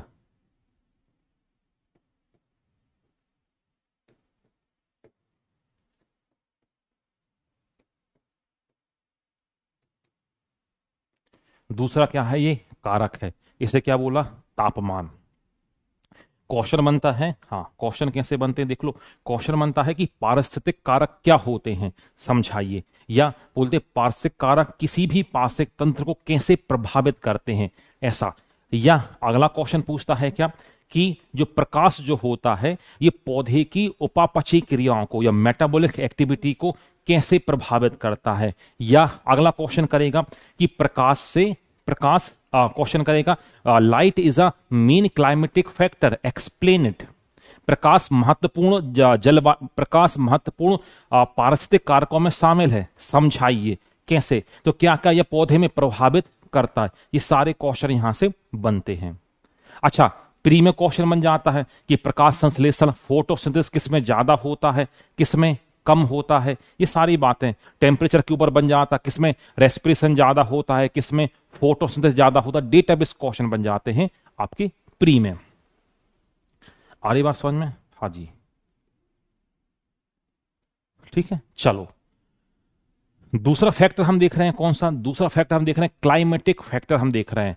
तो दूसरे फैक्टर में हमने देखा टेम्परेचर के बारे में हम कर रहे हैं चर्चा, ठीक है। तो हमने बोला कि भाई साहब जो तापमान जो है, तापमान भी क्या करता है, ये प्रभावित करता है कहीं ना कहीं क्लाइमेट को। तो इसका सोर्स क्या हो सकता है? टेम्परेचर का।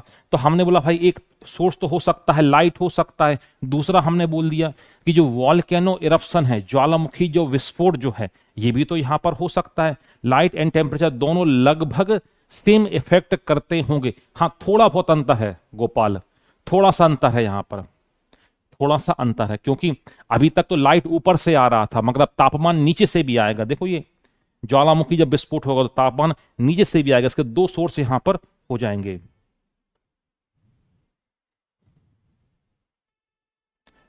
हमारी बात समझ में? हाँ,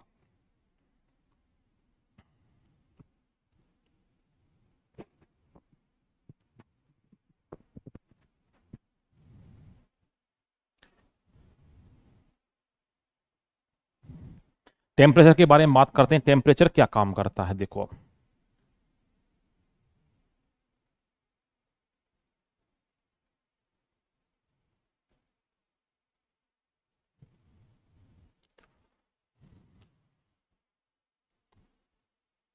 हाँ, अब देखो, अब डेटाबेस है, बहुत सारी बातें हैं, डेटा इसमें आपको क्या करना पड़ेगा, याद करना पड़ेगा।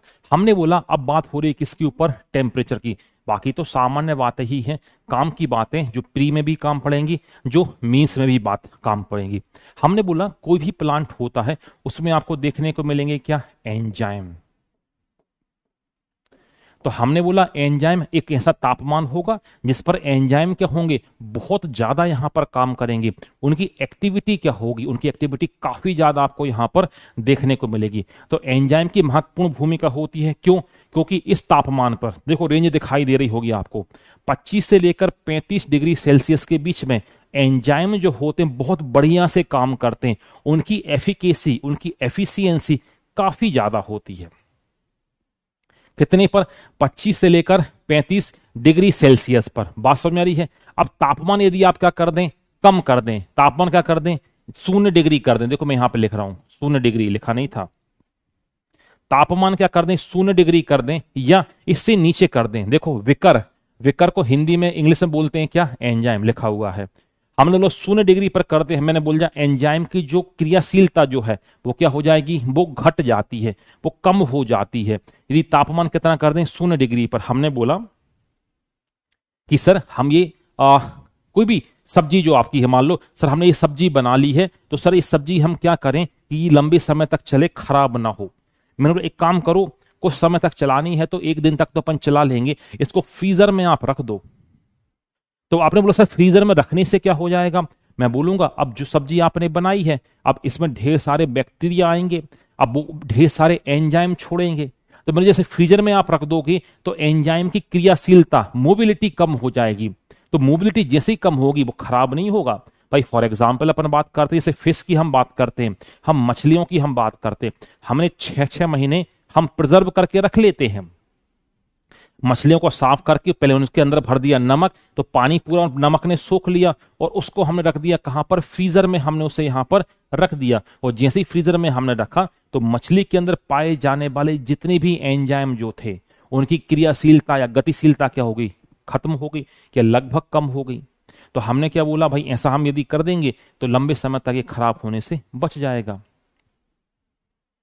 फिर आपने बोला सर तापमान यदि हम बढ़ा दें तो क्या होगा, तो 60 से 70 डिग्री पर ये एंजाइम क्या हो जाते हैं, कोगुलेट हो जाते हैं, स्कंदित हो जाते हैं। कोगुलेशन का मतलब होता है जैसे आपने दूध में नींबू को निचोड़ दिया, जैसे दूध में आपने नींबू को निचोड़ा तो कैसीन प्रोटीन की फ्लॉक्स जम जाते हैं, थक्का जम जाता है, इसको कहा जाता है कोगुलेशन, स्कंदन कहा जाता है।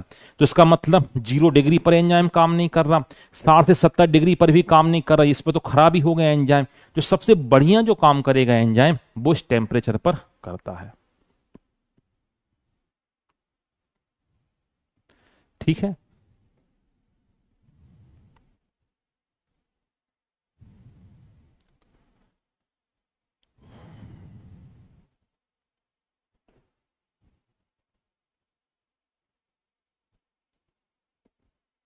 हाँ। अगला हमने बोला क्या, तो कुछ ऐसे होते हैं क्या, सूखे बीज जो होते हैं कुछ ऐसे होते हैं, उनके एंजाइम क्या करते हैं 110 डिग्री सेल्सियस तापमान तक यहां पर क्या हो जाते हैं, यहां पर उसके खराब यहां पर नहीं, तापमान तथा अनेक कवकों के 120 से 130 डिग्री तक क्या होते हैं, यहां पर नष्ट नहीं होते हैं, बल्कि डोरमेंट स्टेज में पड़े हुए रहते हैं। क्या एग्जाम्पल क्या कह रहा बता रहा हूं मैं आपको, ये बता रहा कि कुछ ऐसे बीज भी आपको देखने को मिलेंगे जिनके क्या होंगे एंजाइम लगभग 100 डिग्री के ऊपर भी तापमान हो गया तो एंजाइम यहां पर नष्ट नहीं हो रहा है, या 120 डिग्री तापमान हो गया, 130 डिग्री तापमान यहां पर हो गया, एंजाइम खत्म नहीं हो रहा है, ये डोरमेंट स्टेज में जाते हैं एंजाइम। कुछ की बात कर रहा है, सभी की बात यहां पर नहीं कर रहा है, कुछ की ही बात यहां पर कर रहा है, सभी की बात यहां पर नहीं हो रही है। तो सुषुप्त अवस्था में रहते हैं, मगर जब इनको फेवरेबल कंडीशन मिलती है तब क्या होते, तब ये रिएक्शन करना फिर यहां पर शुरू कर देते हैं।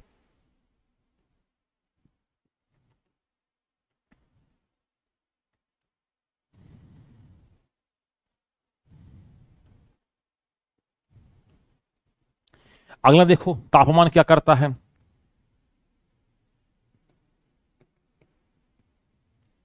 हमने बोला तापमान क्या काम करता है, तापमान इस प्रकाश संश्लेषण को भी प्रभावित करता है।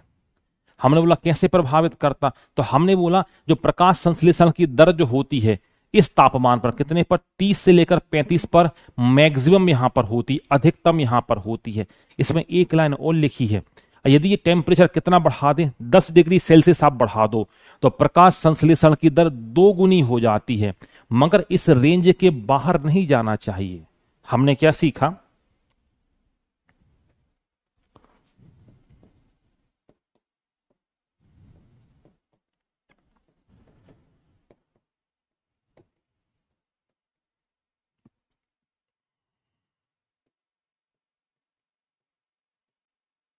हमने ये सीखा कि प्रकाश संश्लेषण की दर जो होती है इस तापमान पर क्या होती, सबसे ज्यादा होती है।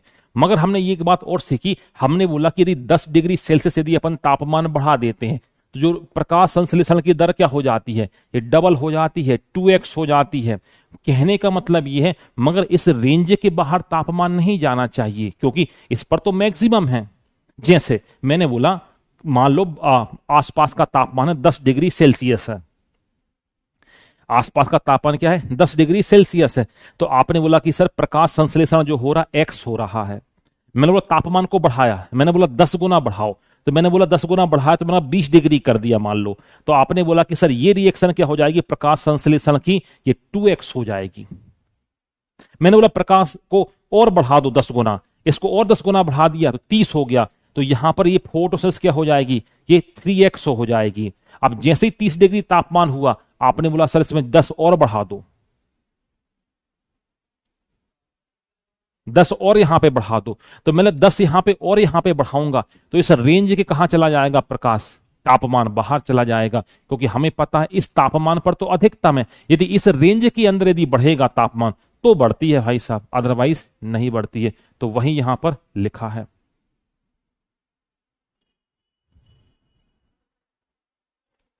बात समझ में आ रही है, मगर रेंज के बाहर नहीं जाना चाहिए, रेंज के बाहर जाएगा तो दिक्कत है। अगला हमने क्या बोला कि भाई साहब टेम्परेचर किसको अफेक्ट करेगा, तो हमने बोला रेस्पिरेशन, श्वसन को भी तो प्रभावित करेगा। भाई साहब पौधे भी तो करते हैं रेस्पिरेशन। अब आपको पता होगा पौधे नाइट के समय, रात्रि के समय क्या करते हैं, ये रेस्पिरेशन करते हैं। ये रात के समय क्या करेंगे, O2 को लेंगे और CO2 को क्या करते हैं, छोड़ते हैं। इसलिए तो बोला जाता है क्या कि गर्मियों के समय, गर्मियों के समय क्या करना है, गर्मियों के समय बोलो, रात के समय पेड़ के नीचे यहां पर नहीं सोना है।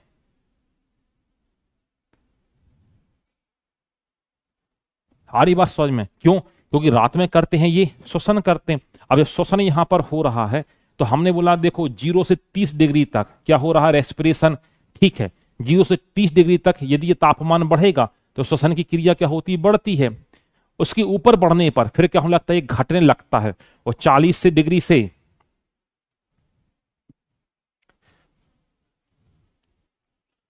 हमने बोला 0 से 30 डिग्री सेल्सियस पर तापमान बढ़ाने पर श्वसन की दर बढ़ती है। ठीक है, इसकी सर्वाधिक कितने पर होती है, 30 डिग्री पर सर्वाधिक आपको यहां पर देखने को मिलेगी। इसके ऊपर ताप बढ़ाने पर क्या होगा, घट यहां पर जाती है। बात समझ में आ रही है? हाँ जी। और वही 40 से 30 डिग्री के बीच में 10 डिग्री तापमान आप बढ़ाओगे तो 2 से 2.5 गुना रेट यहां पर क्या हो रही है, बढ़ती है। तो खास बात हमें तो केवल इतनी याद रखनी है कि जो रेस्पिरेशन की रेट जो होती है ये 30 डिग्री सेल्सियस पर क्या होती है, मैक्सिमम। जो पीटी के क्वेश्चन यहां पर जो बनते हैं, ठीक है।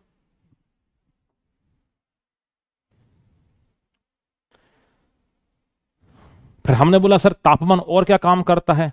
आपने वो ट्रांसप्रेशन जो होता है, वाष्पोत्सर्जन जो होता है, ये तो तापमान के अनुक्रमानुपाती है। कैसा, ये देखो आप,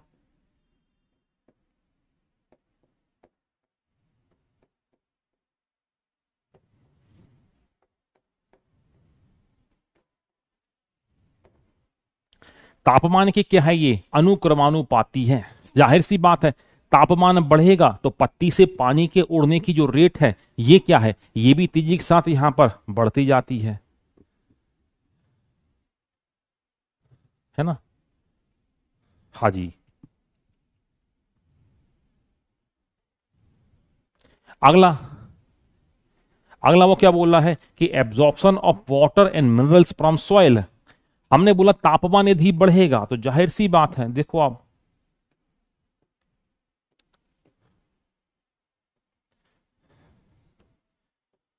तापमान बढ़ा तो पानी उड़ने की रेट, ये रेस्पिरेशन,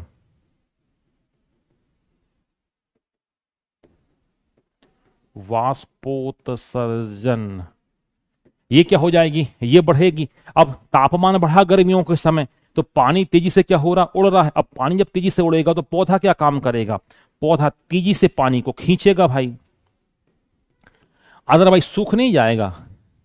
भाई पानी तेजी से उड़ रहा है तो पौधा जमीन से पानी क्या करेगा, तेजी से खींचेगा, तभी तो पानी ये उड़ रहा है। अब आपने बोला सर जमीन में पानी नहीं है, तो मैं बोलूंगा भाई साहब आपका पौधा सूख जाएगा। इसलिए तो गर्मियों के समय जो आपका गमला जो होता है उसको पानी बहुत देना पड़ता है। ठंडे के समय तो हफ्ते में एक बार आप दे दो तो चल जाएगा, नमी बनी रहती है क्योंकि तापमान उतना नहीं है। मगर गर्मियों के समय तापमान क्या हो गया, तापमान बढ़ गया। जैसे ही तापमान यहां पर बढ़ा तो पौधे का जो पानी खींचने की जो रेट जो है ये भी क्या होगी, ये भी बढ़ेगी। और यदि जमीन में पानी नहीं है तो पौधा क्या हो जाना है, सूख जाना है। ये भी अनुक्रमानुपाती ही आपको देखने को मिलेगी। चाहे टेम्परेचर की हम बात करें, देखो तापमान अनुक्रमानुपाती होगा, transpiration, respiration trans,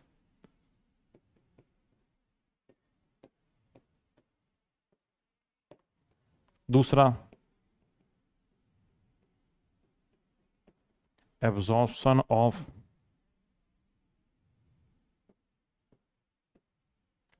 water and minerals.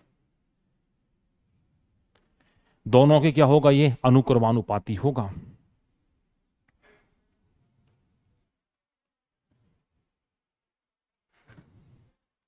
अगला देखो लिखा सीड डिस्पर्सल। यदि आपने थोड़ी बहुत आप बॉटनी से आप सरोकार यदि आप रखते हो, या बॉटनी से ना रखते हो, थोड़ा बहुत खेती किसानी से आप सरोकार रखते हो।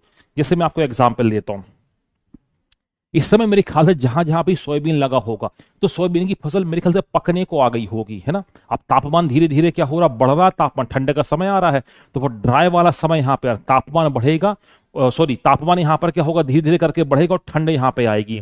सीड डिस्पर्सल मैं आपको बता रहा हूं,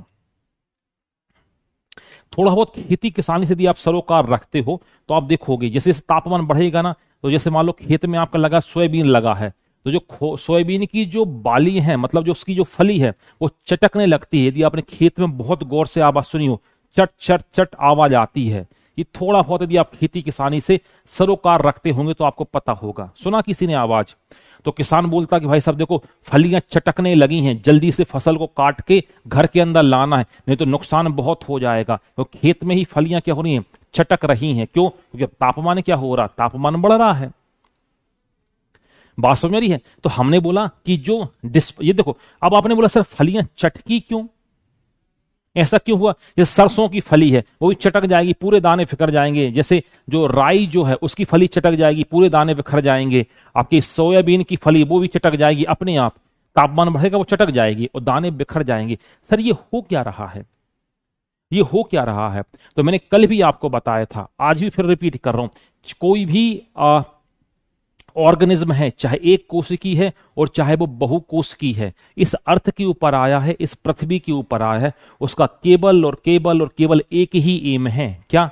अपनी प्रोजेनी को इस पृथ्वी के ऊपर छोड़कर जाना। अब सोयाबीन क्या हो गया, उसने अगली पीढ़ी बना दी है, सोयाबीन के दाने। अब वो क्या करेगा, वो डिस्पर्सल की मेथड है, फैलाने की क्या है यहां पर मेथड है। तो जैसी फली चटकेगी दाने क्या हो जाएंगे, दाने बिखरेंगे।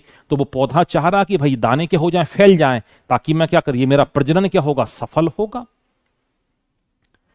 प्रजनन क्या होगा यहां पे, सफल होगा। और ये बात समझ में? तो बस सीड का जो डिस्पर्सल ऑफ सीड है तो वही लिखा हुआ, जैसे चना हो गया, सेम, मटर इत्यादि हो गया, तापमान बढ़ेगा तो फली क्या हो जाएगी, फली यहां पर फटेगी। और जैसे फली यहां पे फटेगी तो हम बोल सकते हैं क्या कि डिस्पर्सल टेम्परेचर के अनुक्रमानुपाती होता, ऐसा टेम्परेचर बढ़ेगा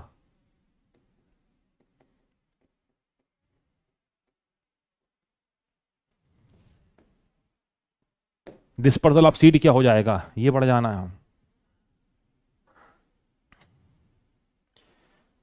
आ रही बात समझ में? चलो अगला देखते हैं और क्या है।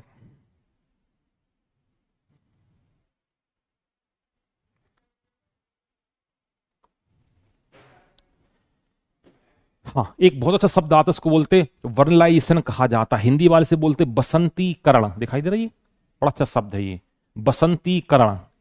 इंग्लिश में बोला जाता है वर्नलाइजेशन, इसे कहा जाता है। तो हमने क्या बोला, इसकी डेफिनेशन लिखी है। कुछ प्लांट ऐसे होंगे, कुछ पौधे ऐसे होंगे जो क्या होंगे, जो नॉर्मल टेम्परेचर पर क्या होते हैं, ये जर्मिनेट नहीं होते हैं। इनको क्या करना पड़ता है, कम तापमान देना पड़ता है जर्मिनेशन के लिए। बात समझ ना? तो ऐसा करने से ये क्या हो जाते हैं, अंकुरित हो जाते हैं। इसे बोला जाता है बसंतीकरण कहा जाता है हिंदी में, और वर्नलाइजेशन कहा जाता है किसमें, इंग्लिश में बोला जाता है। मतलब कुछ ऐसे बीज होते हैं जो सामान्य तापमान पर अंकुरित नहीं होते, इनको कम तापमान यहां पर देना पड़ता है।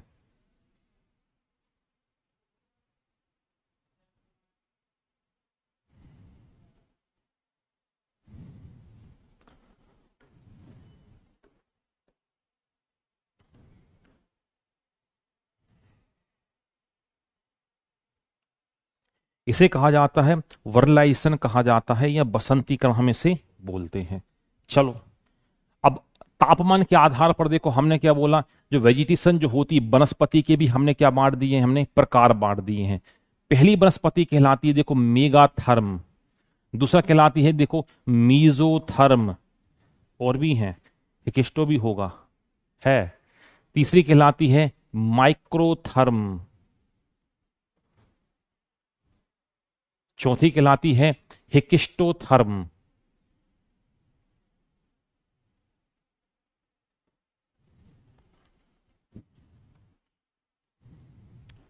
इनको देखो, अब हमने बोला कि जो तापमान के बेसिस पर, टेम्परेचर के बेसिस पर जो वेजिटेशन जो होता है, जो वनस्पति होती है, इसको हमने 4 भागों में हमने बांटा।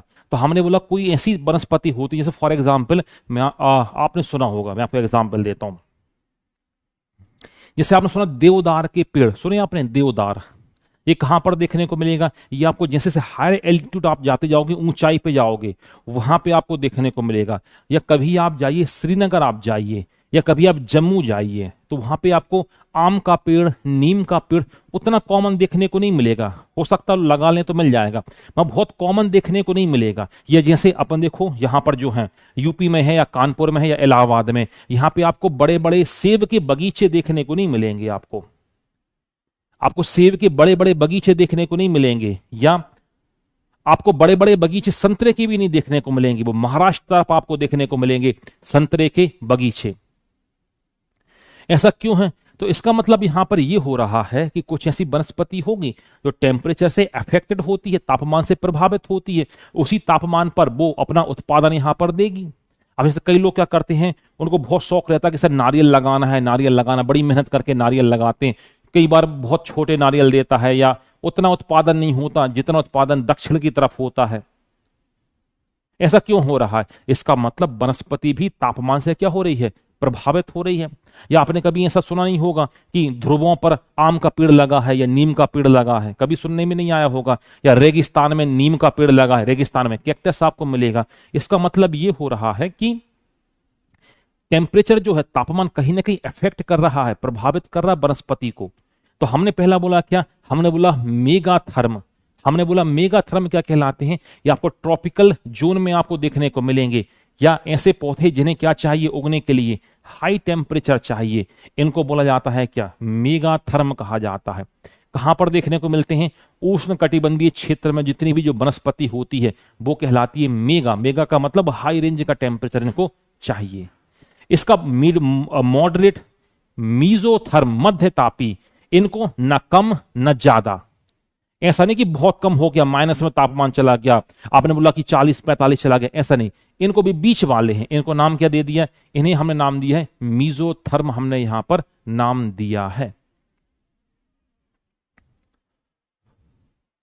डिजास्टर मैनेजमेंट मैं क्यों पढ़ाऊंगा? मेरा सब्जेक्ट थोड़ी है। धर्मेंद्र कुमार तिवारी वो आपके वो पढ़ाएंगे, ज्योग्राफी वाले पढ़ाएंगे ना। मेरा जो सब्जेक्ट है मैं अपना पढ़ाऊंगा। आपका जो डिजास्टर मैनेजमेंट है वो आपको पढ़ाएंगे आपके जो पढ़ा रहे होंगे आपको ज्योग्राफी वाले सर, वो आपको एक्सप्लेन यहां पर करेंगे।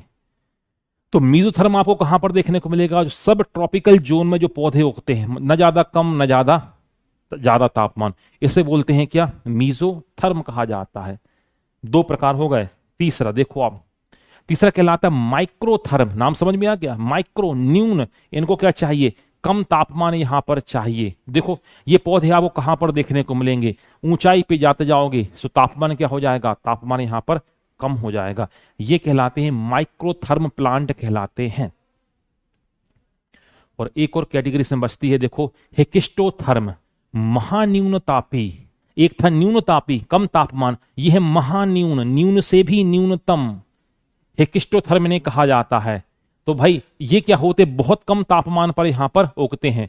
तो करीब 4800 मीटर की ऊंचाई पर, 3600 तक तो न्यून तापमापी थे, उससे भी कम तापमान पर आपको यहां पर देखने को ये मिलते हैं। इन्हें कहा जाता है क्या? हेकिस्टोथर्म कहा जाता है। जैसे पाइसिया हो गया, एवीस के कुछ पौधे हो गए, ये बहुत कम तापमान पर यहां पर उगते हैं। तो इसका मतलब ये हो गया कि तापमान के आधार पर वनस्पतियों के प्रकार, तो एक हो गया माइक्रोथर्म, एक हो गया मीजोथर्म, एक हो गया मेगाथर्म, और एक है हेकिस्टोथर्म। जैसा नाम वैसा ही क्या है यहां पर काम है ना? हाँ जी, हाँ, पाइनस के हो गए, स्प्रूस के हो गए, बिल्कुल राधा, बिल्कुल। हाँ ठीक है, चलो। तो अब देखो, अब अगला फैक्टर कौन सा आता है? देखो जल और वर्षा। तो हमने देखो क्या क्या कंप्लीट कर लिया, यहां पहले देख लो। आप समझते चलना हम पढ़ के आ रहे हैं, क्योंकि अदरवाइज आप ध्यान नहीं दोगे आप खो जाओगे। मैंने वो सिस्टमेटिक ढंग से इसको जमा के रखा है। तो अब क्या है? देखो जल और वर्षा। तो अब देखो हमने क्या कंप्लीट किया? हमने पहला कारक कंप्लीट किया, प्रकाश। प्रकाश क्या क्या प्रभावित करता है? लाइट। फिर हमने किया किसको? टेम्परेचर को। अब नंबर किसका आ रहा है? अब नंबर आ रहा है किसका? पानी और वर्षा। हम पढ़ क्या रहे हैं? हम पढ़ ये रहे हैं। आ रही बात समझ में? क्या इकोलॉजिकल फैक्टर, पारिस्थितिक कारक जो प्रभावित करते हैं किसको, जो प्रभावित करते हैं पौधों को और जीवों को। आ रही बात समझ में? तो ये हमने कंप्लीट कर लिया लाइट, हमने कंप्लीट कर लिया टेम्परेचर। अब बच क्या रहा आपका ये, फिर ये, फिर ये, होते होते होते होते कहानी कहां पहुंचेगी, कहानी पहुंचेगी यहां तक। तो बार बार आपको मैं पिक्चर क्लियर करते जा रहा हूं, है ना। तो ये तो थी आज की क्लास, है ना। तो हम क्लास को कुछ इस तरीके से लेकर जा रहे हैं, जो वनडे की तैयारी कर रहे हैं वो भी कवर करते चले, जो पीएससी की तैयारी कर रहे हैं वो भी कवर करते चले। मुलाकात करेंगे कल इसके अगले सेशन में।